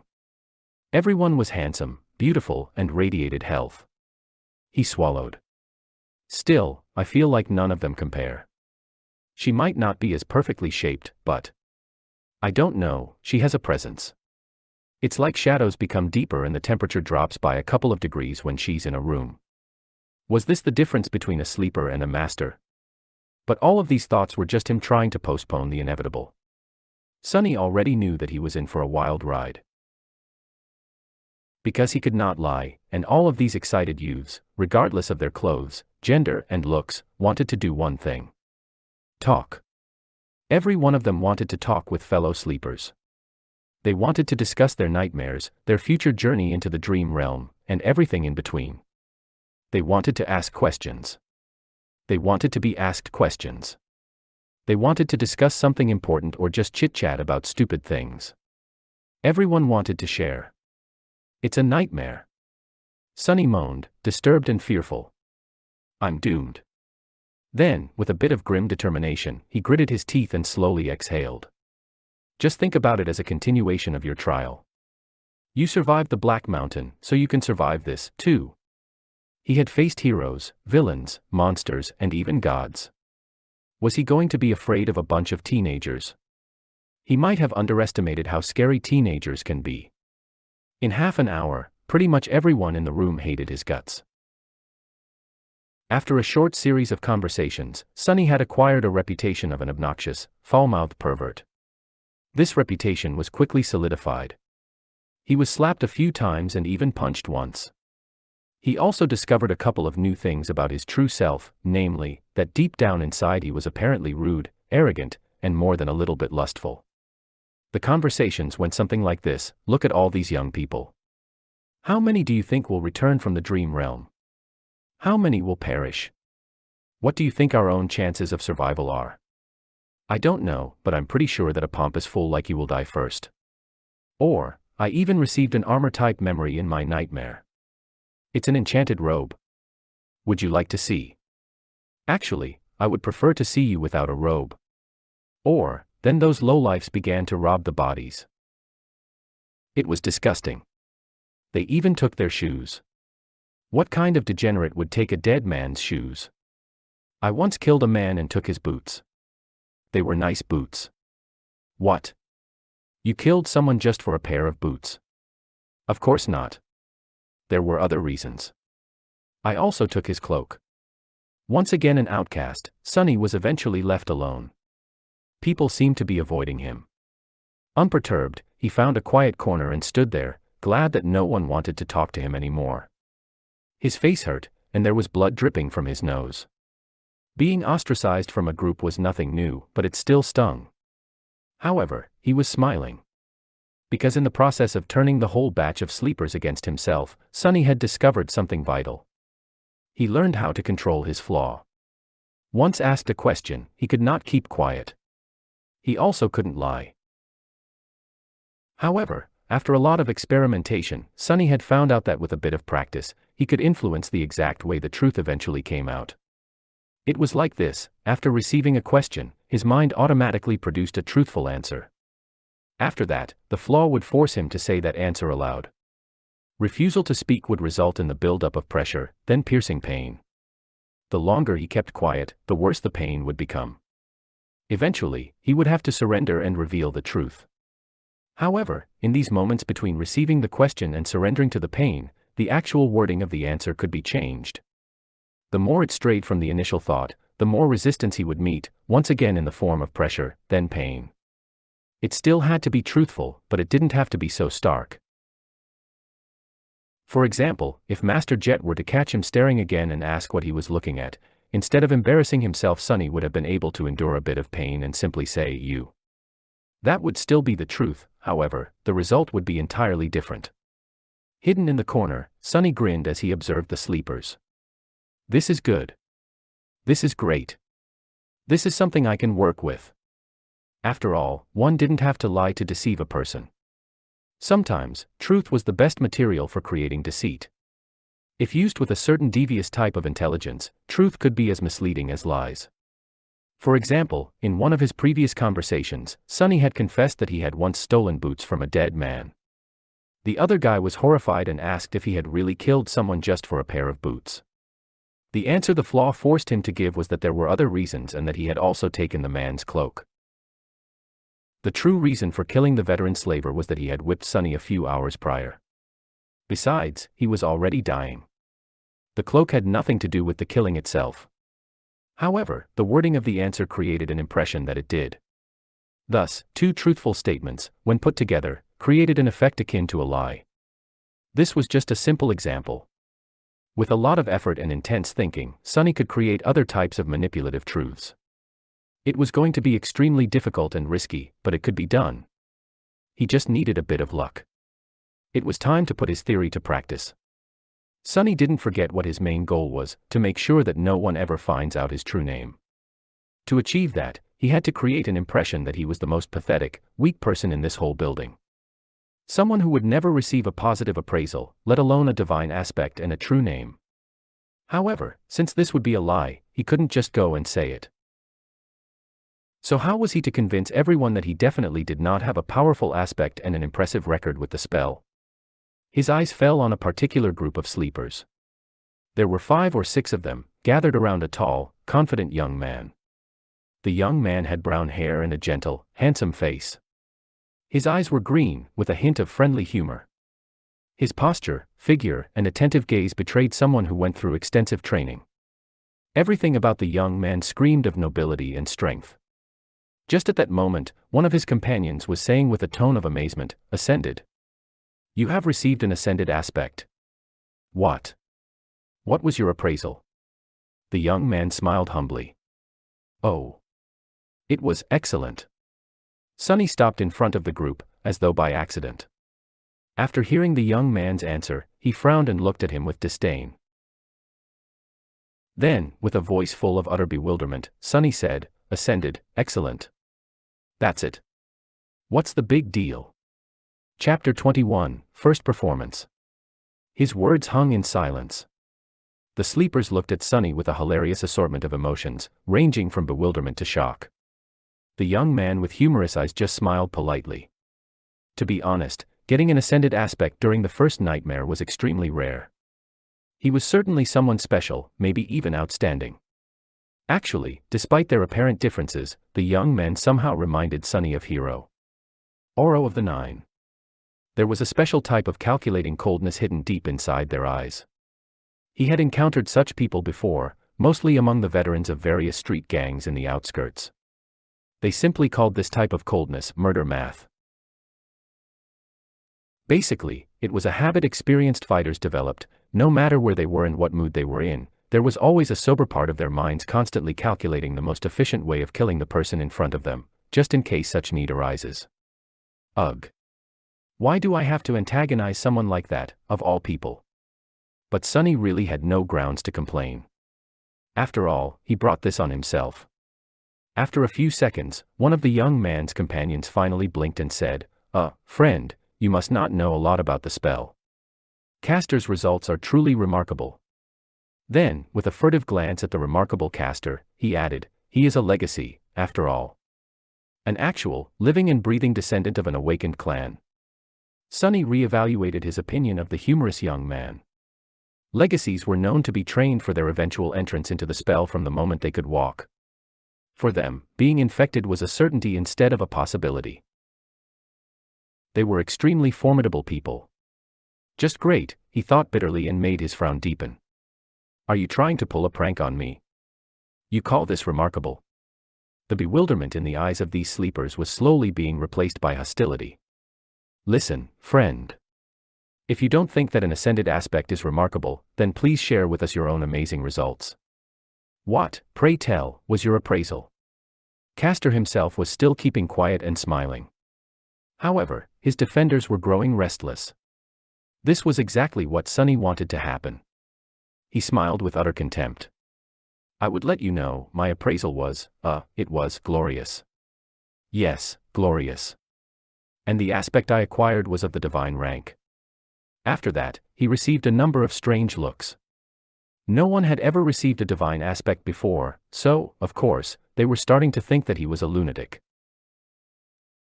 But there was still a sliver of doubt, maybe that strange guy was a descendant of a powerful clan. A peerless prodigy. Maybe his appraisal was, indeed, glorious. Sunny had to dispel that tiny bit of doubt. Mind you, I'm not some lofty legacy. Buffed. I'm from the outskirts. I've never even received combat training. All that training and he only got an excellent. What did he do during the nightmare? Pick his nose the whole time. The expressions of all the sleepers that were listening to his bragging instantly changed. An outskirt rat with no training, yeah, sure. Who was he trying to fool? Finally, with the same polite smile, Caster spoke, glorious. That is interesting. Would you mind telling us what were your achievements in the nightmare? Sunny grinned. Sure, no problem. First of all, I killed an awakened tyrant. Every cost him a couple of moments of intense pain, but he didn't let it show on his face. His expression was nothing but smug and confrontational. The mere mention of a tyrant, let alone an awakened one, made a couple of sleepers smile with ridicule. "Oh, really? How did you kill it?" An arrogant look appeared on Sunny's face. "How? Let me tell you, I didn't even have to lift a finger. I just spat, and it was torn to pieces." Which was true. Sunny had spat a mouthful of blood on the altar, and as the result, Mountain King was ruthlessly dismembered by Shadow God. Someone openly laughed. "This guy is either insane or purposefully messing with us. Listen here, Shorty. Have some decency, okay?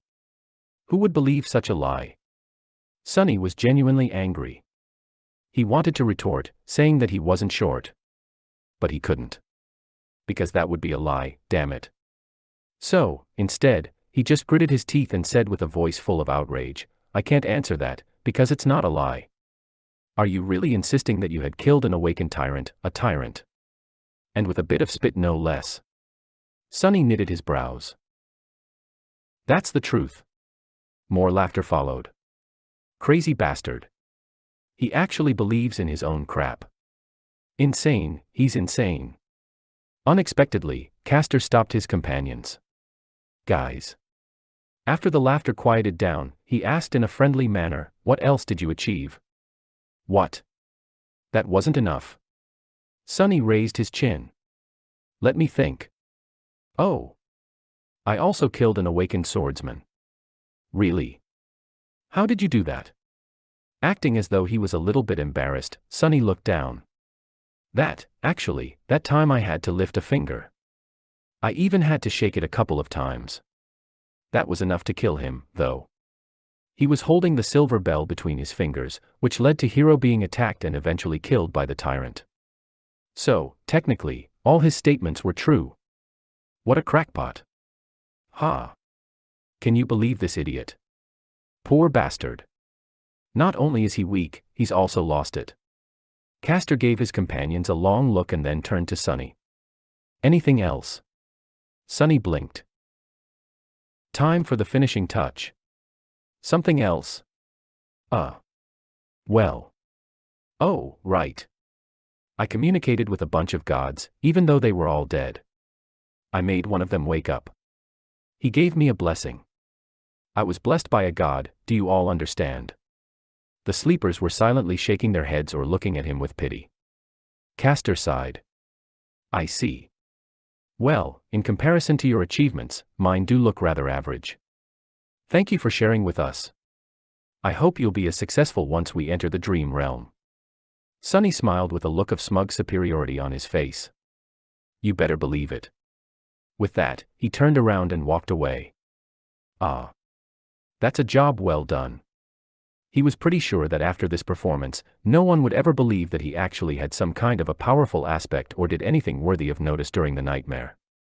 He only told them the truth, and yet managed to make everyone believe in the opposite of the truth. Such an incredible feeling. What did they think of him now? They thought that he was weak, grew up without any education in the outskirts, and had no training. More than that, he was apparently either insane or incredibly stupid. His temper was terrible. Truly pathetic and pitiful fellow. Now, whenever he was asked about his aspect, he could just honestly say that it was of the divine rank, and be laughed at. People would rather believe that the spell had ceased to exist than that he was someone noteworthy. He could even scream about his accomplishments from the roof, and no one would believe him. Subsequently, no one would ever suspect that he had a true name. Just you wait, fools. One day I'll be the one laughing. As Sunny was walking away, he heard one of the sleepers talking to Castor. "Why didn't you put that lunatic in his place? He has belittled you." After a short pause, Castor answered. His voice sounded low and mellow. "Poor kid must have lost his mind in the nightmare. It often happens. He'll most likely die soon, so being kind is the least I can do." The corner of Sunny's mouth twitched. What a nice guy. He knew that Castor's words were based on a false assumption, but, for some reason, still felt a cold chill running up his spine. Chapter 22, Corpse Corner. Satisfied with his performance, Sonny walked back to the deserted corner of the hall. He felt people looking at him with mockery, contempt, and pity. No one seemed to be willing to stay close to him. It was just as well, he didn't want to be bothered anyway. Still, weren't their reactions a bit exaggerated? It's not like he was carrying an infectious disease. Well, except for the spell. But it wasn't really a disease, which everyone here should have known already. Finally, he extricated himself from the crowd and reached the corner. For some reason, sleepers were unwilling to approach it. Currently, there was only one girl sitting quietly on the bench. Sonny gave her a look. The quiet girl was delicate, demure, and very pretty. Her clothes were tidy and neat. They weren't very expensive, but still rather tasteful. With her pale blonde hair, big blue eyes and exquisite face, she looked like a beautiful porcelain doll. She was subtly breathtaking. However, there was something wrong with her. Sonny frowned, trying to understand what exactly about the girl made him uncomfortable. After a while, he realized that her empty, expressionless stare was reminding him of Mountain King. Startled, Sonny understood that the girl was blind. It took him a couple of seconds to compose himself. What a shame. A bit disheartened, he carefully sat on the opposite end of the bench. The girl wouldn't have survived the first nightmare if she had been blind prior to entering the spell. Which meant that she lost her sight as the result of the appraisal. It was her flaw. Suddenly, Sonny felt very apprehensive. A cold sensation spread through his chest. And I thought my flaw was bad. No matter what aspect ability the blind girl had received in exchange for her sight, it was effectively a death sentence. A blind person had no chances of surviving in the dream realm, at least not with a dormant core. In some sense, the girl was already dead. She was effectively a walking corpse. Feeling extremely disturbed, Sonny turned away and studied the crowd of sleepers. Now he understood why people were trying to avoid this corner. The girl was surrounded by an invisible, but almost palpable aura of death. Sleepers usually weren't very superstitious, but anyone would feel uncomfortable in her company.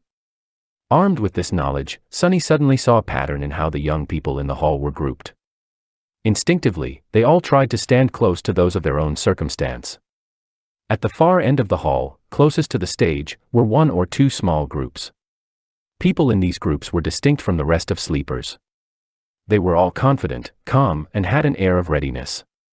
These were the legacies. They were trained for the spell since birth and had the highest chances of survival. Castor especially stood out from the rest. Next to them was a larger number of expensively dressed young people.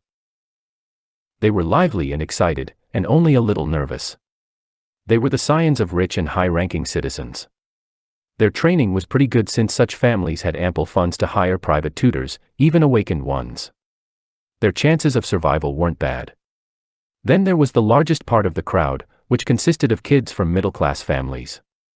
They might not have had the privilege of training under awakened tutors, but their education wasn't bad. The government spent a lot of effort to put all the necessary knowledge and skills into the school curriculum, preparing potential sleepers in advance. Some of them might have received additional training in private. To survive, these sleepers would need to put in a valiant effort, and also have a bit of luck. But it wasn't improbable. Consequently, they were tense and nervous. And lastly, there was Sonny and the blind girl. The corpses. From the point of view of other sleepers in the hall, their chances of survival were close to zero. How charming. This was how the young sleepers had subconsciously divided themselves. The only exception from this rule was the silver-haired girl, who stood alone and apart from everyone, seemingly indifferent to tension and nervousness that permeated the air. She was leaning against a wall with her eyes closed, still listening to music. But regardless of their group and level of training, everyone was already tired of waiting. When will the damn induction ceremony start? Sonny thought, irritated. As though answering his thoughts, a tall man in a dark blue uniform appeared on the stage. Not only was he tall, he was actually almost a giant. Sonny even wondered if the man's mother had sinned with a bear. Of course, it was impossible. Bears had gone extinct long before the spell even appeared. But he once saw pictures in a book, and they looked sort of similar. A bear-like nightmare creature, then. The giant man had wide shoulders, an athletic build and a gorgeous brown beard. His eyes were calm and serious. After reaching the center of the stage, he gave sleepers a long look. When his gaze reached the deserted corner, Sunny suddenly felt nervous. I sure hope he doesn't have a telepathic ability. Otherwise, he might separate me from a limb or two on behalf of his mother. The man didn't pay Sunny a lot of attention and returned his gaze to the front rows of the crowd. Finally, he said in a deep, reverberating voice, "I am Awakened Rock. Sleepers, welcome to the Academy." Everyone listened without making a sound. In less than a month, you will be summoned to the dream realm. Some of you might think that you are well prepared. You're wrong. The spell is merciless and cunning. The moment awakened begin to think too much of themselves, they die. I've seen countless sleepers like you lose their lives. I've also seen experienced masters lose theirs. Even saints are not assured to survive. Thanks for the encouragement, Sunny thought sarcastically. In the following 4 weeks, we will do everything in our power to increase your chances of survival. You will receive training from the best instructors in the world. However, don't be misled by their fame. In the end, whether you return from the dream realm alive depends only on one person, you. The responsibility to survive is yours, and yours alone. Except for the legacies, sleepers were looking at each other with growing fear in their eyes. Awakened Rock continued, "You are not children anymore. It's a shame, because you ought to be. But the spell has decided otherwise. You have been to the first nightmare, so you already know what it's like. Your parents, your teachers, and your friends can't help you anymore. Haven't had any of those in a long time." While listening to Rock's speech, Sunny couldn't help but feel a little excluded. It was all old news to him. However, he understood the instructor's purpose. He had to make young sleepers afraid, because fear was the only thing that would keep them alive. Finally, the speech got to the important part. Awakened Rock paused, giving kids listening to him a few moments to digest his words. Then, with a short nod, he continued, "Now we will talk about the difference between nightmares and the dream realm." Chapter 23, Dreams and Nightmares. That was something Sunny was keenly interested in. Of course, he had a general knowledge of how things were set inside the spell. But the first nightmare had already shown him that reality was different from how it was portrayed in popular culture in a number of small, but infinitely important ways. He needed to separate truth from the myths. And, of course, it was very advantageous to hear it from the mouth of someone who had actually been to the dream realm. So Sunny was all ears. Awakened Rock began to speak. Most people are aware of what nightmares are, because they have an impact on the real world and their lives. All of you have been warned before entering the first nightmare that, should you perish there, a nightmare creature would be allowed to cross the threshold and enter reality. Yup, that was the reason why Master Jet had to wait patiently by his side, prepared to deal with the monster if it appeared. First nightmares are unique, because each of them is individual. That's why only a single creature can appear. However, starting from the second nightmare, things become much more dangerous. These nightmares are not tied to an infected person. Instead, they are born in the dream realm. While the seed of the nightmare is growing, any number of awakened can attempt to conquer it. Hunting down nightmares was the main responsibility of the awakened. Sunny knew that much. Should they all die or fail to find the seed before it matures, a gate will open in the real world, letting through countless monsters. You all know the consequences. Other awakened will be forced to withstand the onslaught on this side, but then there can be massive destruction or losses among the civilian population. Opening gates was something that every person on the planet feared. It was also the second disaster brought upon by the spell after the initial appearance of the nightmare creatures. The main difference was that, in that initial wave, there were only dormant beasts.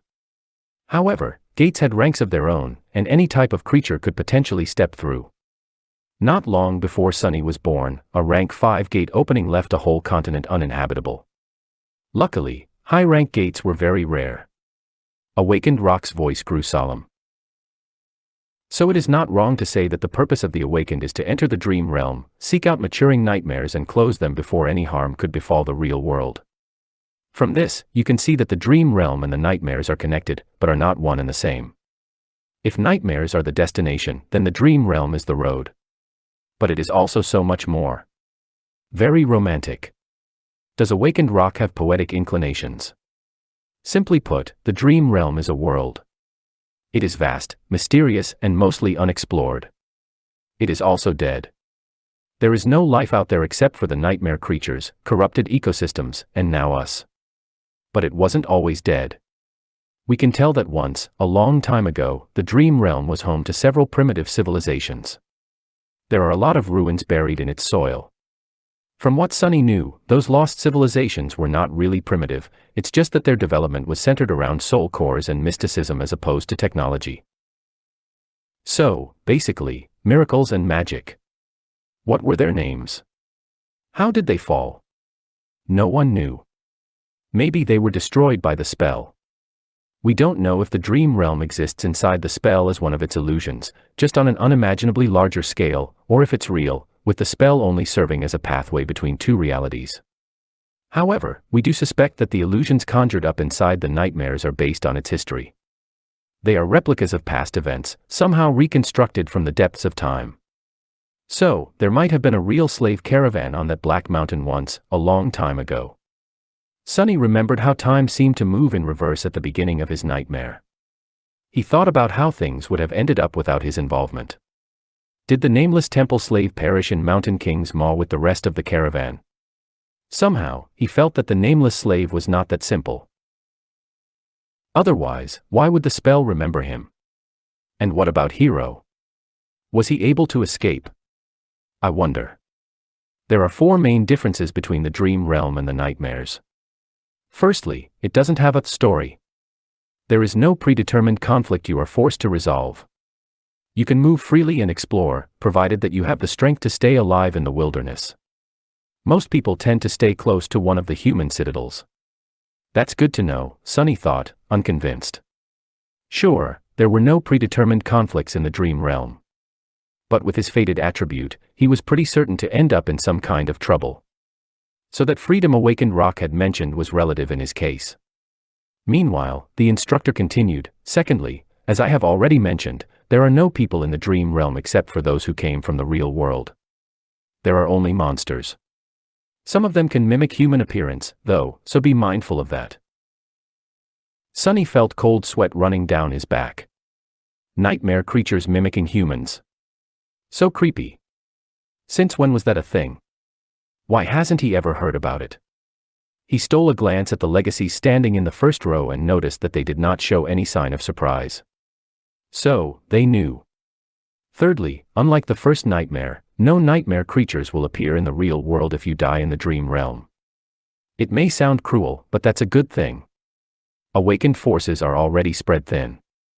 If we had to monitor every sleeper, we wouldn't have resources to handle more important matters. Considering that each sleeper could spend weeks, sometimes even months in the Dream Realm, there was ruthless logic in that statement. And lastly, and most importantly, unlike nightmares, which are bound by the rules of fairness, there is no limit to what kind of creature you can meet in the Dream Realm. During its trials, the spell won't pit a dormant human against an opponent many ranks above them. Oh really? Sunny sneered. However, he was forced to agree with Awakened Rock. Even though both Hero and Mountain King were way out of his league, they were still just one rank above him. But in the Dream Realm, no such restrictions exist. Theoretically, you can stumble upon an unholy titan and die before even realizing what happened. So be careful and stick to the regions with enemies on par with your own rank. It's not an ironclad guarantee, but at least there will be less of a chance of you biting off more than you can chew. Sticking to a region populated by nightmare creatures below his rank was even better.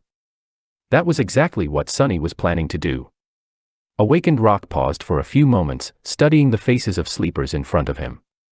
Then he added, when the solstice comes, you will be drawn into the Dream Realm. The exact location of where you will appear can't be predicted in advance, but there is a high chance that many of you will find yourselves in close proximity to each other. Band together and proceed to the nearest human citadel.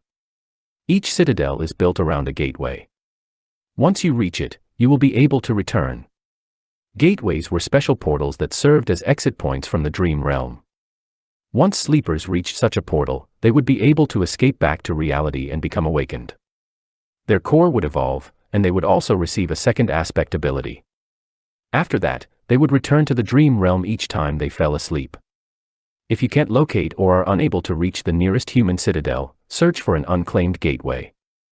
It will usually be inside or near the most prominent landmark of the region. Work together to defeat its guardians and come back alive. He gave them a heavy look. That is all for today. Next, follow the instructions sent to your communicators to find your assigned dormitory. Once settled, you may proceed to the cafeteria for some late supper. There will be a round of interviews after that to prepare your suggested curriculums. Get a good night's rest. Your training starts tomorrow. With that, he gave them a short nod and left. Sunny sighed. Can't be predicted in advance, huh? With his luck, he would either drop right in the middle of a prosperous human citadel and immediately roll into a gateway, or appear in some region of the dream realm so remote and deadly that no one had ever heard about it or returned from it alive. Let's hope for the former. Since he couldn't do anything about it, Sunny wasn't very worried. There was something much more important on his mind. What, exactly, do they serve here for supper? Chapter 24, Moving Up in the World. Everything having to do with sleepers was situated in the same building. Sunny followed the instructions sent to his communicator and quickly found the dormitories, which were situated on one of the lowest levels. To his surprise, he actually got a whole room to himself. It had a bed with a soft mattress, a table, a dresser, and even a separate bathroom. The materials were new and aesthetically pleasing, the air crisp and sterile.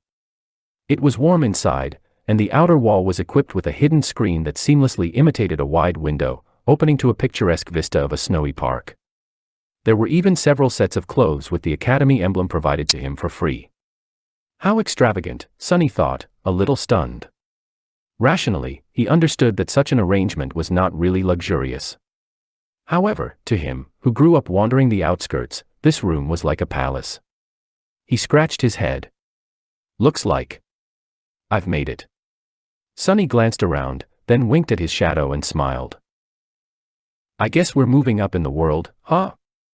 The shadow didn't respond, apparently not very impressed. Perhaps it didn't care about such things. Right, what would a stupid shadow know? Sunny changed into new clothes and studied himself in the mirror. Then, remembering something, he summoned the runes. He finally had time to study the puppeteer's shroud. Memory, puppeteer's shroud. Memory rank, awakened. Memory type, armor.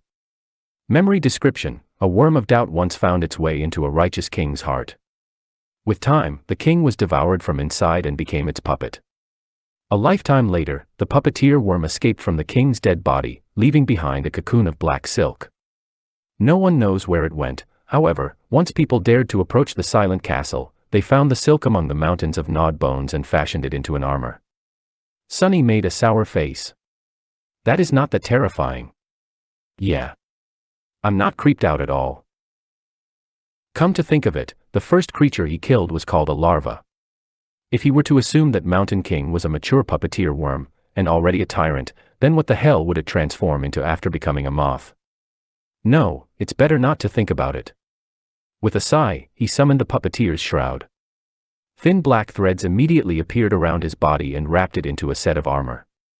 It was made of dark gray, soft fabric with several elements, such as bracers and shoulder guards, fashioned out of black, lusterless leather. The armor was light, understated and did not restrain his movements at all. It also made no sound when he moved. Perfect equipment for someone who likes to lurk in the shadows. Sunny smiled. He knew that this armor would be tough to pierce for any creature below the awakened rank, which gave him a great advantage in dealing with all dormant monsters. He also felt a sort of strange, faint calmness while wearing it. A worm of doubt, does it have enhanced protection against mental attacks? Somehow, he was sure of it. A great trophy. He wouldn't expect anything less from the memory of a powerful tyrant. The only problem was that the puppeteer's shroud was obviously not meant to be worn on top of a full set of clothes. Quite satisfied, Sunny dismissed it and left his room, heading for the cafeteria. Not bad, he thought, recalling all the rewards he had received during and after the first nightmare. The supper turned out to be as lavish as the dormitory. Sunny's wish to taste real meat finally came true. Not only was it freely available to sleepers, there wasn't even a limit to the amount each of them could eat. More than that, there was rice, bread, Various side dishes, sauces, fresh vegetables, fruits, and all kinds of delicious beverages. Extravagant. Sunny thought, steering clear of the coffee. After building a small mountain of food on his plate, he found an empty seat and, for a while, forgot about the world's existence. As juicy, textured, perfectly seasoned meat filled his mouth, Sunny's vision suddenly was full of stars. He had to hold back an exhilarated moan. And to think, he could have lived like that for a whole year.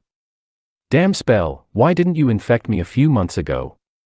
He concentrated on the food, decimating the whole plate in no time. Satiated and more than a little gorged, Sunny longingly looked back and thought about getting another serving. But it was already time for his appointment with the academy personnel. Full of regret, he stood up and left the cafeteria. Soon, he found himself in a small office, sitting across from an administrative worker. The worker was very friendly, and started the interview right away. Just like Master Jet had warned him, Sunny was offered psychological counseling again. Remembering her advice, he refused, and the interview smoothly switched to questions about his aspect.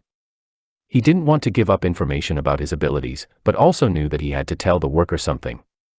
Luckily, the questions were worded in a way to put sleepers at ease. As such, most of them started with nice and polite preambles like, "Would you like to tell me?" or, "If you're willing to share," which gave Sunny an opportunity to give neutral answers. "Would you mind telling me about the type of aspect ability you received, as in combat, sorcery, utility?" He did mind, but had to be careful. I'm not sure. I haven't had time to understand it well." "That's all right. Are you able to directly deal damage with your ability?" "I guess not. Earlier, I wasn't even able to harm a towel." Things went on like that. In the end, Sunny shared just enough information to create an impression that his aspect was weak, harmless, and most likely having something to do with utility. After that, he returned to his room, undressed, and went to sleep. Sunny thought that falling asleep for the first time after the nightmare would be weird, but in fact, it was surprisingly easy. Lying on a soft mattress, with his skin against clean bedsheets and a fluffy pillow under his head, he slept like a baby.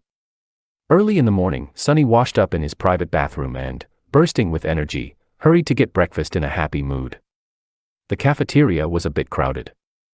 After filling his plate with all kinds of delicious stuff, he quickly realized that the only place he could sit was near the blind girl from yesterday. Her table was empty, since no one wanted to be close to her. Sunny grimaced. It seemed that the two of them were doomed to be outcast together for the remaining 4 weeks. He also felt uncomfortable in the company of someone who was practically a dead person, but there wasn't much of a choice.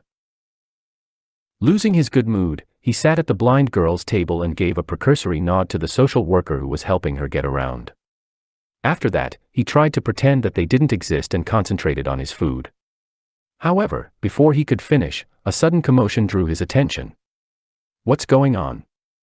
He looked up and noticed that a lot of sleepers were gathered around the large screen hanging on the wall of the cafeteria, their faces filled with excitement and awe. On the screen, a list of names was displayed, ranking the new batch of sleepers from weakest to strongest, most likely deduced from the results of the interviews. Not particularly interested, he quickly found his own name near the bottom of the list. The only sleeper who the academy judged to be less likely to succeed than him was the blind girl. Turns out, her name was Kasha. But the commotion was a bit too loud to be just the result of the ranking. Curious, he moved his gaze up.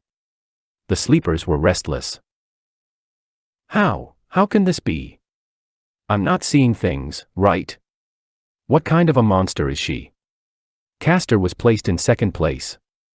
And right above him, the portrait of the silver-haired girl could be clearly seen. To the right of it, 2 simple lines of text were displayed: name, Nephi's, true name, changing star.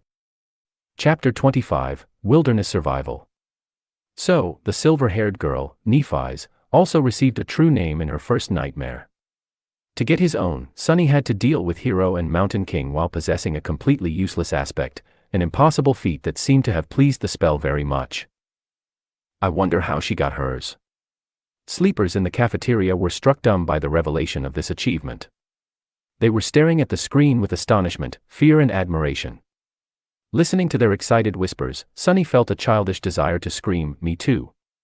I have one too." But, of course, he kept quiet. Looking around, he noticed Castor's gaze fixed on the screen. There was a strange, somber expression on the humorous young man's face. But the weird thing about it was that, as far as Sunny could tell, Castor wasn't looking at the line of text containing the true name. Instead, he was staring at the line of text that read Nephi's, as though the girl's actual name held more meaning to him than the one given by the spell. Interesting. Do they know each other? Why would a lofty legacy know someone who came to the academy in a police-issued tracksuit? And speaking of Nephi's, where was she? Sunny glanced around the cafeteria and quickly noticed the silver-haired girl, who was sitting quietly in a corner with a cup of coffee in her hands. She wasn't paying a lot of attention to the commotion, seemingly immersed in her thoughts. Her gray eyes were serious and distant. A sleeper with a true name. That's impossible. It's technically possible. Smile of Heaven received her true name in the first nightmare, I think. But yeah, I'm doubtful. Maybe she lied in the interview. Are you stupid? If it was that easy to deceive the administrators, the crazy pervert from yesterday would have been in the first place instead. Sunny's face twitched.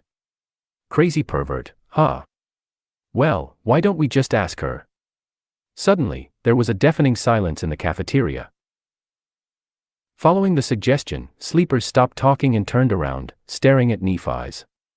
However, no one seemed to have the courage to approach her first. Finally sensing something, she raised her eyes and looked at them with surprise. What? Even the blind girl, Kasha, turned in the direction of her voice. After a couple of moments, Castor suddenly walked over and made a small bow. Lady Nephi's. I am Castor from the Hanley clan. I see that your trial went well. Lady. Why is he addressing her that way? And he had to introduce himself, so they don't know each other. Interesting. Nephi seemed to be a little bit perplexed by the question.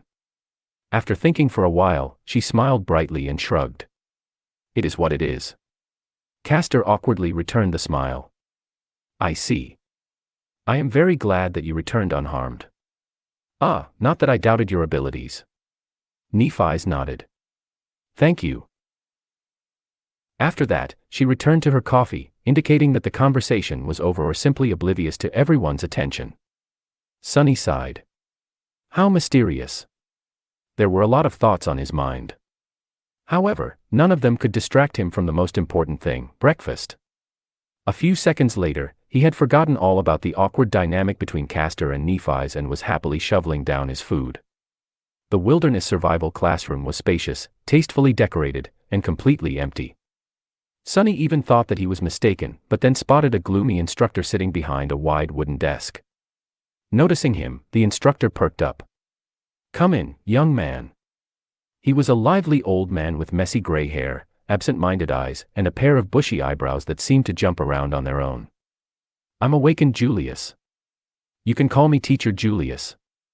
Sit down, sit down. What's your name? Sunny obediently sat down. It's Sunless. Julius raised his eyebrows. Ah. What an ominous name. But that is good, very good. After all, we have to deal with a lot of ominous things. Sunny carefully looked around. I'm sorry, teacher. Did I come too early? No, you're right on time. Are other students late? The instructor grunted with incredible contempt. No one else is coming. Those brutes are only interested in swinging their fists and swords around. Very few are smart like you and know the true value of knowledge. Oh. So it was that unpopular. Sunny inwardly sighed, hoping that he won't regret the decision to abandon combat training in favor of this course. Say, young man. Why did you choose wilderness survival, of all things? There was no point in hiding the true reason. Not that Sunny would have been able to anyway. The awakened that monitored me during the first nightmare, Master Jet, had advised me to study it above all things. Very wise advice. That master truly knows what's important. Wait. Did you say Jet? His eyes widened. Soul Reaper Jet. That murderous savage. Who would have thought that a barbarian like her would know the value of intricate knowledge? Soul Reaper. Sunny's curiosity was piqued. Teacher, do you know Master Jet? Julius carefully looked behind his back before answering, who doesn't know the Soul Reaper? She might not be the most powerful awakened out there, but she is certainly one of the most feared. That's because her aspect abilities disregard flesh and target soul cores directly. Which means that no amount of armor, damage resistance, and physical protection can stop them. He leaned forward. The only good thing is that she's young and not likely to become a saint anytime soon, or even ever. Yes, luckily, there's a very low probability that she'll ever advance. Sunny blinked. Why? Julius looked at him as though trying to comprehend how someone could be so ignorant. Because of her problematic personality, of course. Who would want to help a psychopathic killer become a saint? You need a team of outstanding companions and a lot of support to attempt conquering the third nightmare. Soul Reaper Jet isn't. Wait. Suddenly, Julius frowned and leaned back. Why am I gossiping with you? You're too young to know such things. More than that, it's not in my character to badmouth others behind their backs. I would beg to differ, Sunny thought sarcastically, but didn't say anything out loud. He already got a lot of juicy information out of Teacher Julius. Maybe choosing wilderness survival was the right choice after all. Let's get back to your curriculum. What other courses are you taking? Sunny sighed. None. For the next 4 weeks, I'll be fully concentrated on wilderness survival. Julius stared at him for a whole minute, an expression of utter astonishment written clearly on his face. Then, slowly, an excited gleam appeared in his eyes. Finally, he grinned. Wonderful. This is wonderful. You're such an astute young man. Don't you worry. In 4 whole weeks, I will make you immortal. Sunny's lessons with Teacher Julius started pleasantly and without much tension, but just an hour later, he felt like his head was ready to explode. There was so much new information, and all of it was so strange and counterintuitive for someone who had never left the walled-off, sheltered confines of the city. From time to time, Julius gaped at Sunny's lack of knowledge and relevant experience. However, he had a good attitude and an endless enthusiasm for teaching. Whenever Sunny stumbled, he would patiently slow down and allow his student to catch up. The curriculum that Julius planned out was practically insane. There was an endless amount of theoretical knowledge to learn, practical lessons both in virtual reality and the real world, numerous subjects, and weird things to study. There were even several lessons dedicated exclusively to learning the basics of several dead languages of the dream realm. Why would I need to learn new languages? Sunny thought with self-pity. The spell automatically translates everything. But Julius was uncompromising. The spell is not a translator. Do you think it has the time to express the intricacies of human speech? Let's say you're seeking shelter in a ruin and find an inscription that reads, "Certain death ahead." There are 30 words for death in the rune language. Just by knowing the runes, you'll be able to deduce what kind of danger there is. On the first day, they studied until the sun was about to set. Only then did Julius decide to let Sunny go. Mentally exhausted and lamenting the fact that he had to miss lunch and dinner, Sunny decided to gently remind his teacher about the importance of food for maintaining high levels of concentration tomorrow. After returning to his room, he fell on a chair and stared blankly into the distance for a while. Then, as though remembering something, Sunny turned to his shadow. Right. He had a lot to accomplish before supper. He observed the shadow for a few seconds and then grinned. Let's see what you can really do. Chapter 26, Changing Star. Sunny was pretty sure that his shadow was capable of much more than just being a silent follower. After all, the spell had described it as being an invaluable helper. It was now up to him to find out how exactly shadow control could be of help. As in many other matters having to do with aspects, there was a certain level of instinctual understanding buried deep inside his subconscious. This understanding was either given to him by the spell or was something innate to every awakened. Sunny just had to sense the subconscious knowledge and learn how to put it into practice. Once again, he concentrated on sensing his body and spirit, then commanded the shadow to perform a series of simple motions. With each of them, he was growing more and more familiar with the feeling of controlling the shadow. Pretty soon, it was as natural to him as breathing and walking. The shadow felt like a part of his body. Satisfied with this initial result, Sunny carefully gave it a new command. Without pause, the shadow separated itself from the soles of his shoes, walked to the other end of the room and turned around, staring at him in slightly mocking silence. Sunny was left without a shadow. This is not scientific at all, he thought with an amused smile. Science never really applied to anything having to do with the spell, after all. As the shadow walked away, he felt a very weird split happening in his mind. It was like his perception had separated into two distinct sources.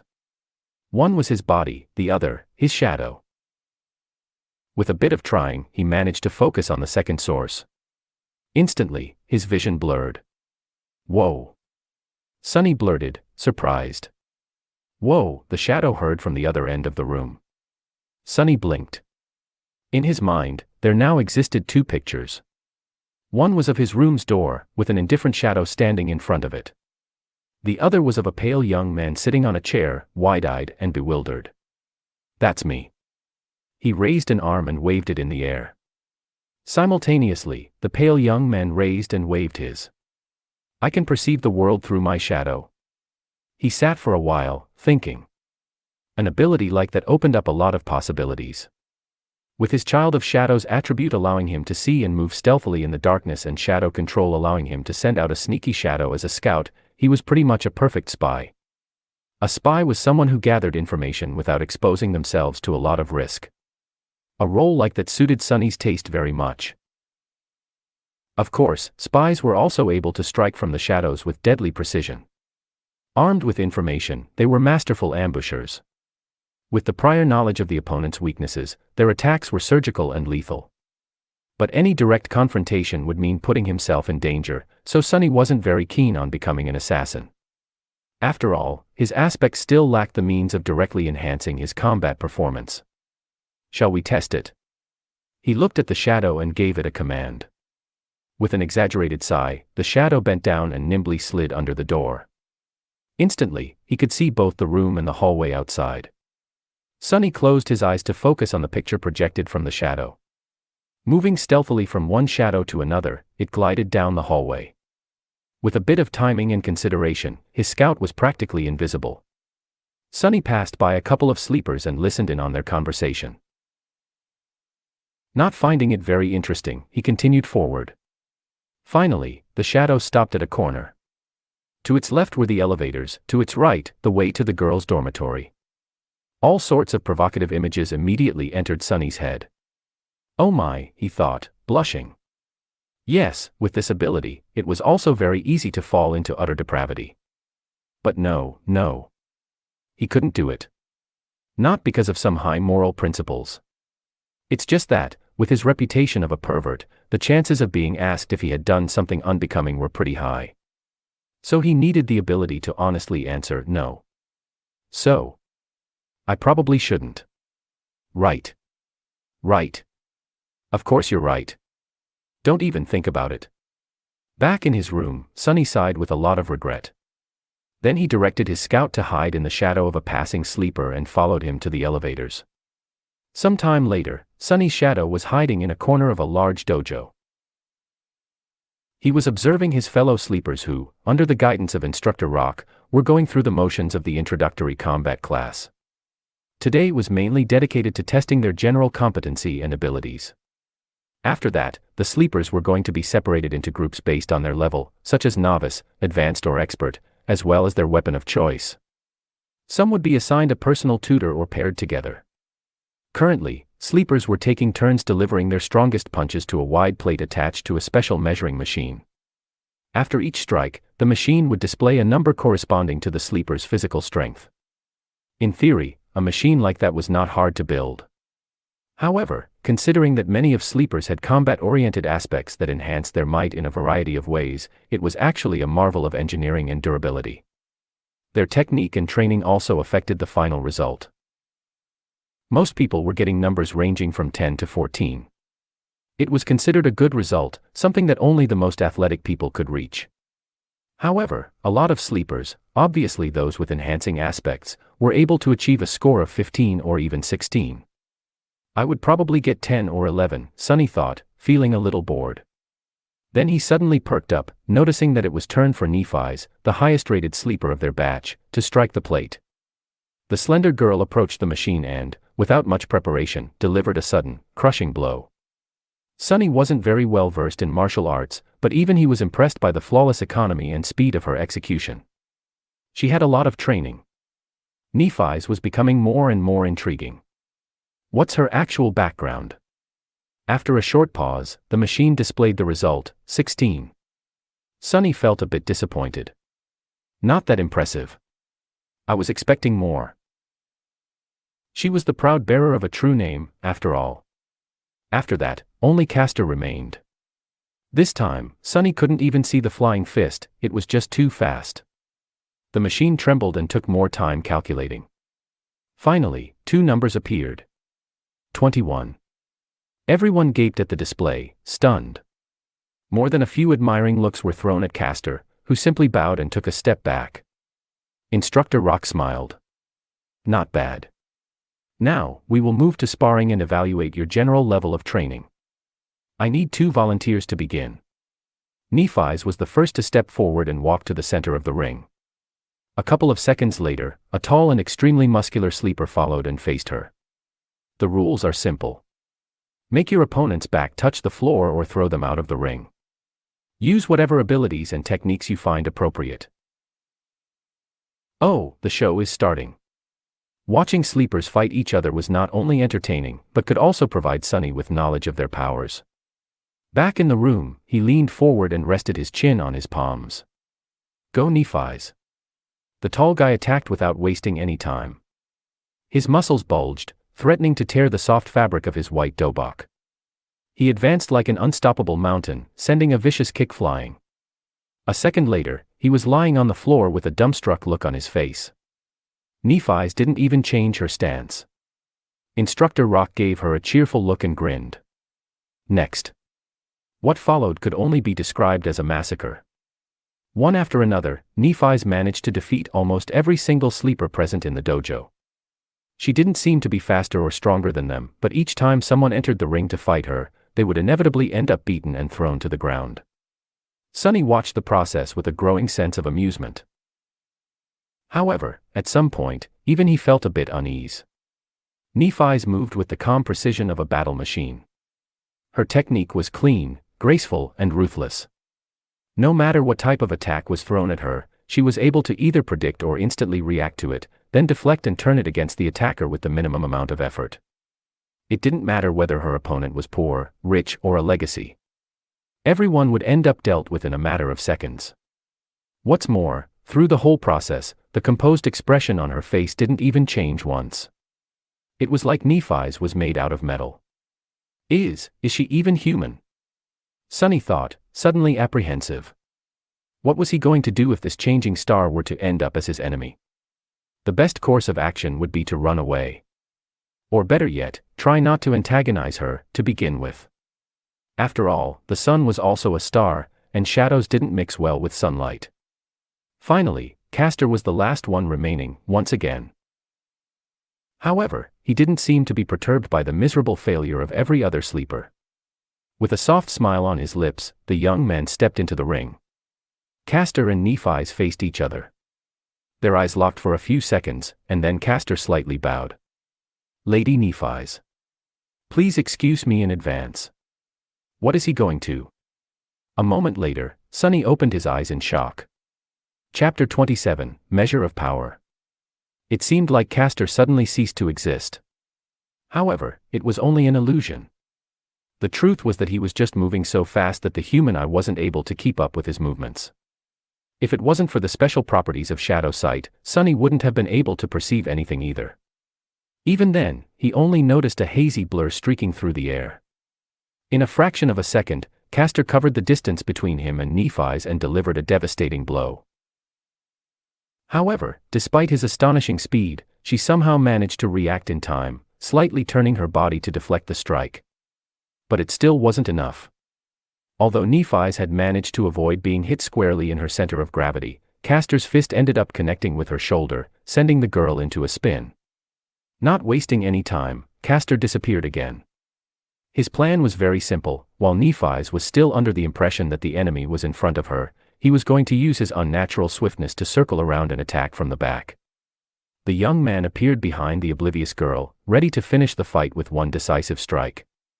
Just as he planned, she seemed to be preparing to attack in the direction he had been seen just a split second ago. Gratified, Castor shifted his weight, putting it all into his fist. However, at the last moment, Nephi suddenly changed her stance and threw her elbow back with frightening force. Castor's eyes widened. It was all a feint. And now that he had committed to a strike, there was no simple way to stop. No matter how fast he was still subject to the laws of inertia. The elbow was approaching his face with a profound feeling of inevitability. And yet, Castor still managed to avoid it, even if it was just by a hair's breadth. His speed advantage was just too big. He then proceeded to trip and push Nephi's, sending her flying to the ground. However, just before she was about to hit the mats, the young man carefully grabbed the collar of her dobok and gently pulled, slowing down the fall and allowing Nephi's to land on the floor without any impact. Lying on her back, the girl blinked a couple of times and looked up at him. The whole altercation lasted no more than 2 seconds. Back in his room, Sonny opened his eyes in shock. So that's an ascended aspect. That's cheating. A sleeper had no business being that fast. The powers bestowed upon them by the spell were supposed to be in their infancy. But Castor was a legacy, after all. Who knew how many soul shards were fed to him prior to enrolling into the academy? Back in the dojo, Instructor Rock grunted and gave Castor a nod. Nephi slowly rose to her feet. The rest of the sleepers were gawking at the young man with reverence, whispering among each other in hushed tones. It seemed that his performance left them with a deep impression. However, Castor himself wasn't very elated. He glanced at Nephi's with an unreadable expression. That was because, unlike the rest of them, he came to a certain realization. The truth of the matter was known only to him, Nephi's, Instructor Rock, and Sonny, who was very observant and quickly picked up on such things. The thing that sleepers failed to notice was that Nephi's did not use her aspect ability when facing Castor. In fact, she had not used it at any point during today's testing. No one even knew what her ability was. And yet, despite his powerful aspect, Castor barely managed to clutch a victory against her. What a monster, Sonny thought, full of unease. The shadow hiding in the corner of the dojo seemed to agree with him wholeheartedly. After that, the introductory combat class was over. Sore from the beating they received, sleepers headed for the showers. Sonny waited for a bit and then directed his shadow to sneak into the boys' locker room. He wasn't very interested in watching a bunch of teenagers changing clothes, but there was a slight possibility that Castor would either comment on his duel with Nephi's or answer some questions about his incredible aspect ability. Just as he had expected, the young man was surrounded by a group of newly converted fans. They were congratulating him on his victory, full of adoration and excitement. However, Castor himself seemed to be in a bad mood. His expression was somber, and there was a grim heaviness in his eyes.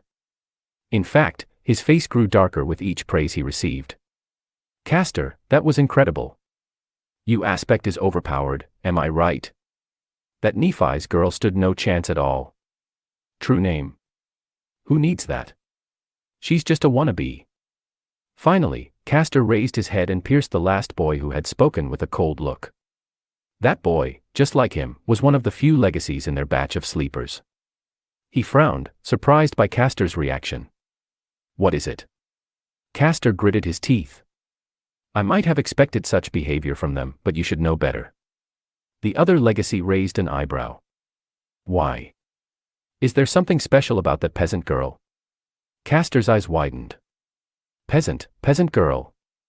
Do you really not know who she is? No. Sonny thought impatiently. So just get to it and say it out loud. Luckily, the arrogant sleeper had the same sentiment. Castor opened his mouth several times, as though not sure what to say. Finally, he shook his head and answered, she is Nephi's of the Immortal Flame clan. As soon as he said that, the arrogant legacy became deathly pale. Not paying him any attention, Castor continued. I trust that I don't need to tell you about her grandfather. Her parents were Smile of Heaven and Broken Sword. In his room, Sonny almost fell from the chair. Even he knew who Immortal Flame and Broken Sword were. The former was the first human to conquer the second nightmare and become a master. the latter, the first one to conquer the third nightmare and become a saint. They, as well as their companions, were among the most famous heroes of the human race, someone who had managed to change history with their own two hands.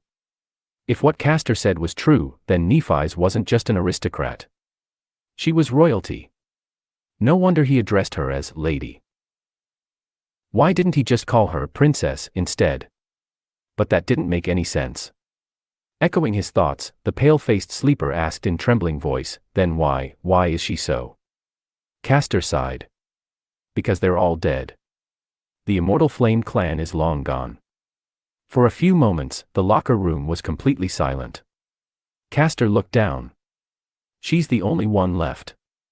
Late at night, when everyone was already asleep, Sunny furtively entered the dojo. Looking around, he made sure that no one was there and then curiously approached the ring where Nephi's and others had been tested earlier. He stopped at the center of the ring and stood there for a while, remembering how she had dealt with dozens of sleepers of their batch before being defeated by Castor. Monsters, both of them are monsters, he mumbled, bitter and disheartened. Shaking his head, Sunny left the ring and then he looked at his shadow. Do you agree? The shadow hesitated for a few seconds, then stuck out its chest and crossed its arms, trying to appear cocky, disdainful, and unperturbed. However, its act wasn't very convincing. Yeah, you're right. Exactly. What's the big deal anyway? Both Immortal Flame and Broken Sword, Nephi's father and grandfather, were as monstrous in terms of power as one can get. But they still failed to protect their family from being eviscerated. So, power wasn't that important in the end. Even royalty was not safe from the cruelty of the world.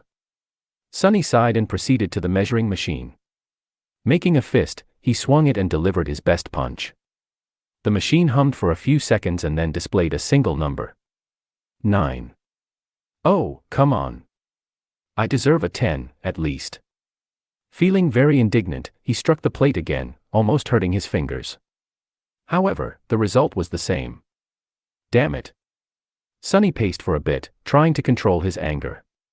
It seems he was destined to be a weakling. After all, the force of the strike depended on mass and acceleration. Acceleration could be improved with technique and exercise, but mass was something he had little control of. He was already done growing, and his height was not going to drastically increase in the future. No matter how hard Sunny trained, he was always going to be a lightweight. How is this fair? Suddenly filled with resentment, he punched the plate again, putting all of his frustration into this one strike. At that moment, a strange instinct suddenly awakened in Sunny's mind. Following the command of this instinct, his shadow flowed up and wrapped itself around his hand, sticking to it like a black glove. In the next moment, the punch connected. The machine trembled from the force of the strike. Sunny's yelped in pain and took a step back, cradling his bruised fist. After a while, the result was displayed.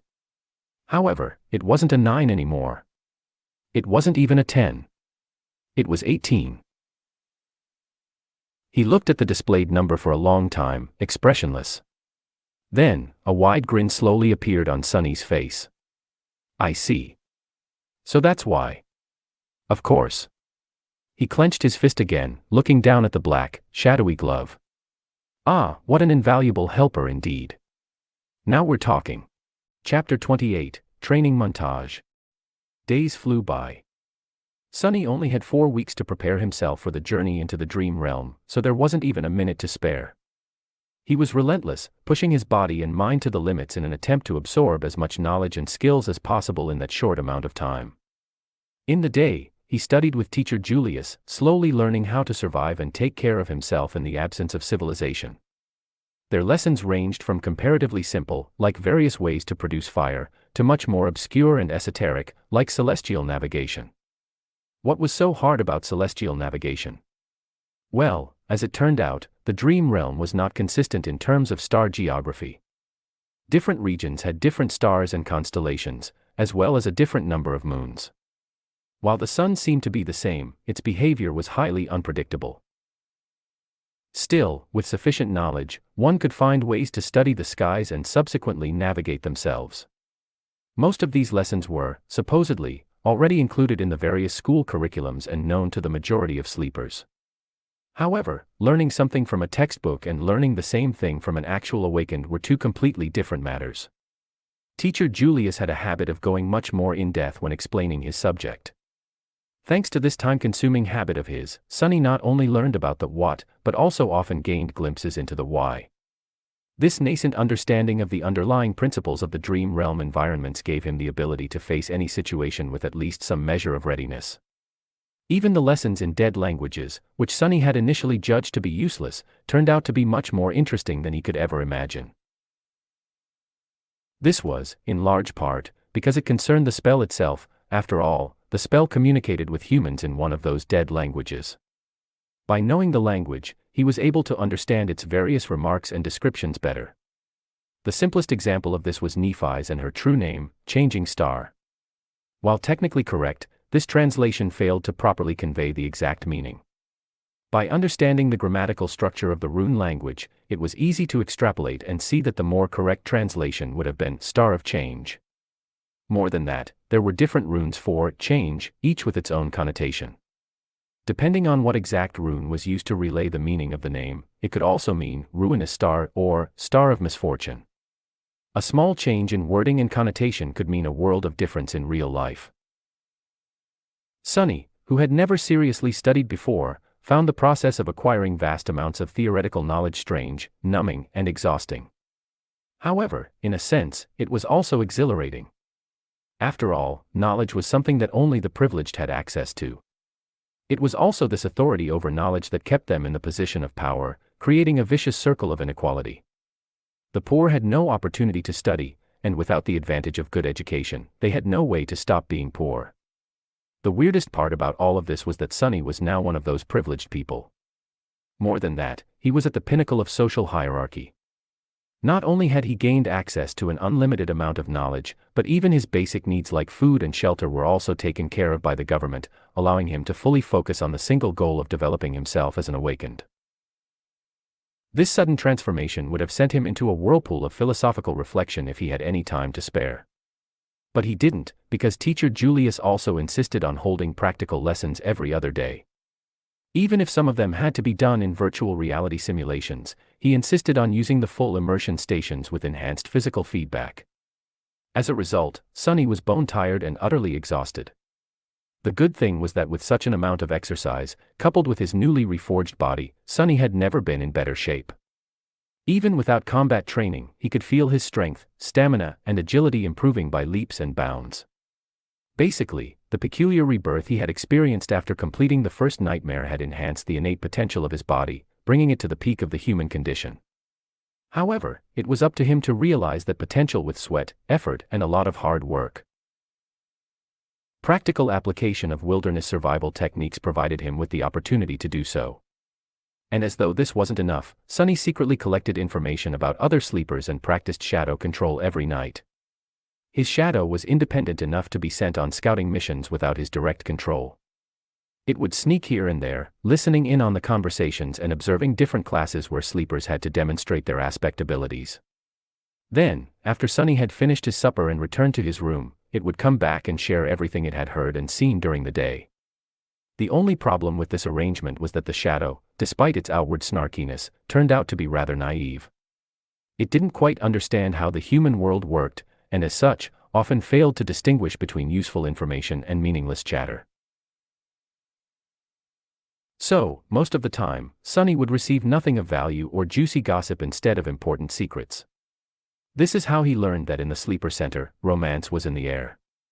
After all, there were 100 beautiful young people locked underground in close proximity to each other, with the added spice of a deathly threat hanging above their heads. Many felt that life was short and it was their time to seize the day. Passion bloomed in the shadow of approaching danger. Sunny was excluded from this whole side of the thing, of course. Firstly, he had already positioned himself to be perceived as an unlikable lunatic. Secondly, he simply had no time for anything except for his lessons and training. And lastly, he was wary of getting too close to anybody, afraid that a situation would arise where he would have no choice but to divulge his true name. Apart from gathering information and slowly learning about the scope and details of various aspect abilities, and, to a lesser extent, flaws, he was also experimenting with shadow control. The results were very promising. He quickly found out that his shadow was able to enhance various objects and not only his body. If it wrapped itself around a weapon, the weapon would strike harder and deliver more damage. If it was applied to an armor, the armor would become sturdier and harder to break. The enhancement was rather substantial, too. It was roughly twice as much as the initial value.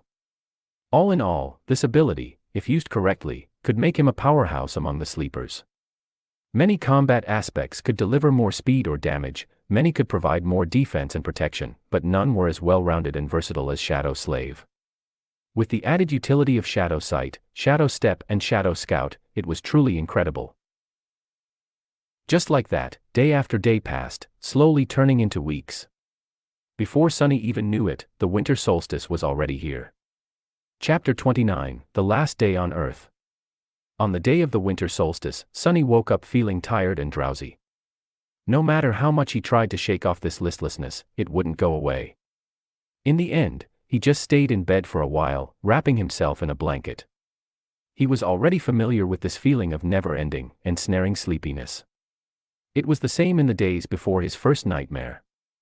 It was also quite similar to what he had experienced while slowly dying of hypothermia on the slopes of the Black Mountain. Remembering the cold embrace of approaching death, Sunny couldn't help but shiver. This was his last day on Earth, at least for a while. By nightfall, the spell was going to take him away once again, this time to challenge the vast expanse of the dream realm. What was he going to face in that ruined magical world? Would luck be on his side this time, or would there be another disaster? Ugh. There was no point in guessing. He had already done everything in his power to prepare for the inevitable. He studied hard, trained hard, and kept his secret safe. His aspect was better than most, and his will to survive was long tempered by the harsh reality of the outskirts and the even harsher ordeal of the first nightmare. All in all, he was ready. With a sigh, Sunny got out of bed and went along with his morning routine. If this was going to be his last hot shower in a long while, he was going to really enjoy it. If it was going to be his last scrumptious breakfast for the time being. Actually, he had no appetite. The cafeteria was full of sleepers, but no one was talking. Everybody was in low spirits and seemed to be uncharacteristically introspective. There was no usual laughter or boisterous conversations, only the legacies remained calm and collected. However, even they kept to themselves. Sunny thought about the last time he was preparing to enter the spell and, with a bit of trepidation, approached the coffee machine. During his stay in the academy, he had long discovered that a lot of people were in the habit of adding sugar and milk to their coffee. So, on this auspicious day, he decided to give it another try. After all, it was nice to have a tradition. A few minutes later, he had taken his usual seat near Kasia, the blind girl. Despite their compulsory closeness, they had not talked to each other even once, just like two strangers forced to share the same space by circumstances beyond their control. Sunny did not see a reason for anything to change today. However, as soon as he took the first sip of coffee, Kasia suddenly turned her head and stared at him with her beautiful, blind blue eyes. Unnerved, Sunny looked around, checking if someone else had attracted her attention, and, after making sure that there wasn't anyone standing behind him, asked, what? Kasia was silent, as though hesitating if she should reply, and then suddenly said, "Happy birthday." What? Sunny frowned, trying to comprehend the meaning behind her words. Then, a flash of surprise appeared on his face. Oh, right. It's my birthday today. He had completely forgotten about it. He was turning 17 today. Wait, how did she know about this?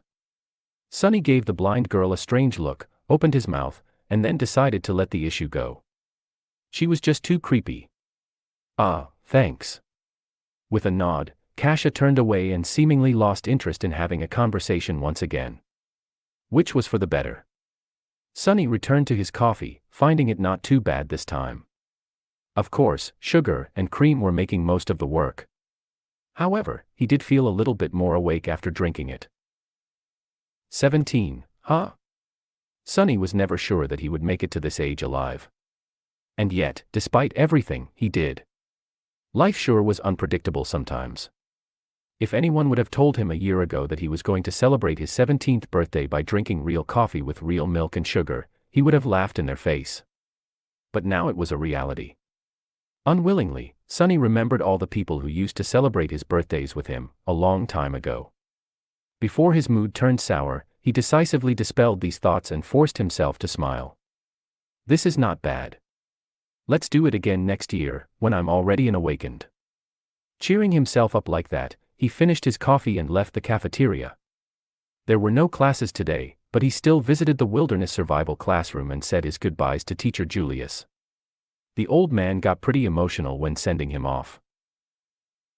He gave Sunny one last tip a dozen or so times in a row and even promised to apply for a research assistant position to be opened after the young man had become a full awakened. Sunny left thanking him for his time and patience. After that, there wasn't much to do. When the sun was close to setting, Instructor Rock gathered them in the foyer of the sleeper center and led them outside. In the snowy parks that surrounded the white building, other awakened were leading their own batches of sleepers to the same destination. It was the Academy's medical center. The center looked more like a shrine than a hospital. Its interior contained both highly advanced technology as well as some of the best healers among the awakened.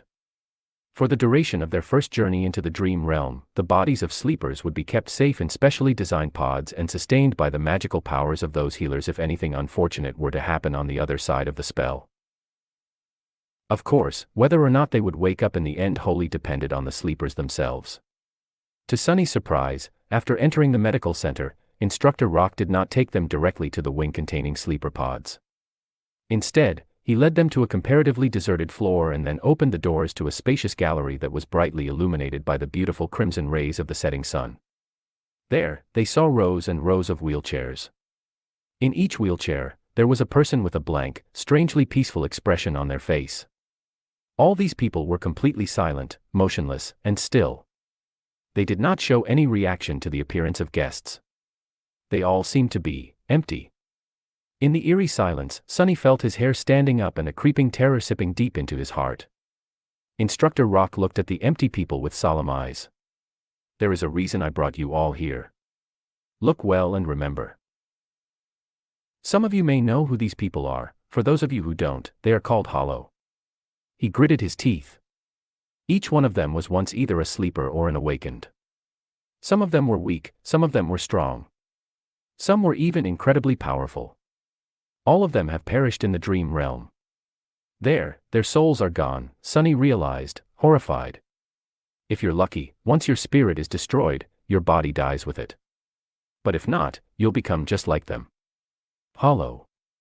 Instructor Rock glanced in the direction where Castor and Nephi stood, and then added, so don't die out there. Half an hour later, sleepers had been led to their personal rooms and were preparing to enter the pods. In one of the rooms, the blind girl, Kasha, was helplessly trying to orient herself in the unfamiliar space, touching the walls and strange pieces of machinery with her hands. Tears were streaming down her beautiful, doll-like face. In the other room, proud Legacy Castor was staring listlessly at the floor. His lips were moving, repeating one strange phrase over and over again. He was trembling. Somewhere else, Changing Star Nephi's, the last daughter of the Immortal Flame clan, was looking down at her hands. Underneath her skin, soft white radiance was slowly growing brighter and brighter. Her face was contorted in a grimace of harrowing agony. And finally, there was a room where Shadow Slave Sunless, lost from light, turned away from the sleeping pod and glanced down at his shadow. Well. Are you ready? The shadow shrugged and didn't answer. Sunny sighed. Yeah, me too. With that, he stepped forward and climbed into the pod. In the vast echoing darkness, he heard, Welcome to the Dream Realm, Sunless. Chapter 30, Starless Void. Sunny was expecting to first look at the place where his arrival to the Dream Realm was going to take place from above, just like it had happened at the beginning of the first nightmare. Back then, time had magically moved in reverse, giving him an opportunity to see hints of what he was going to face. Instead, immediately after hearing the greetings of the spell, Sunny found himself blind and drowning.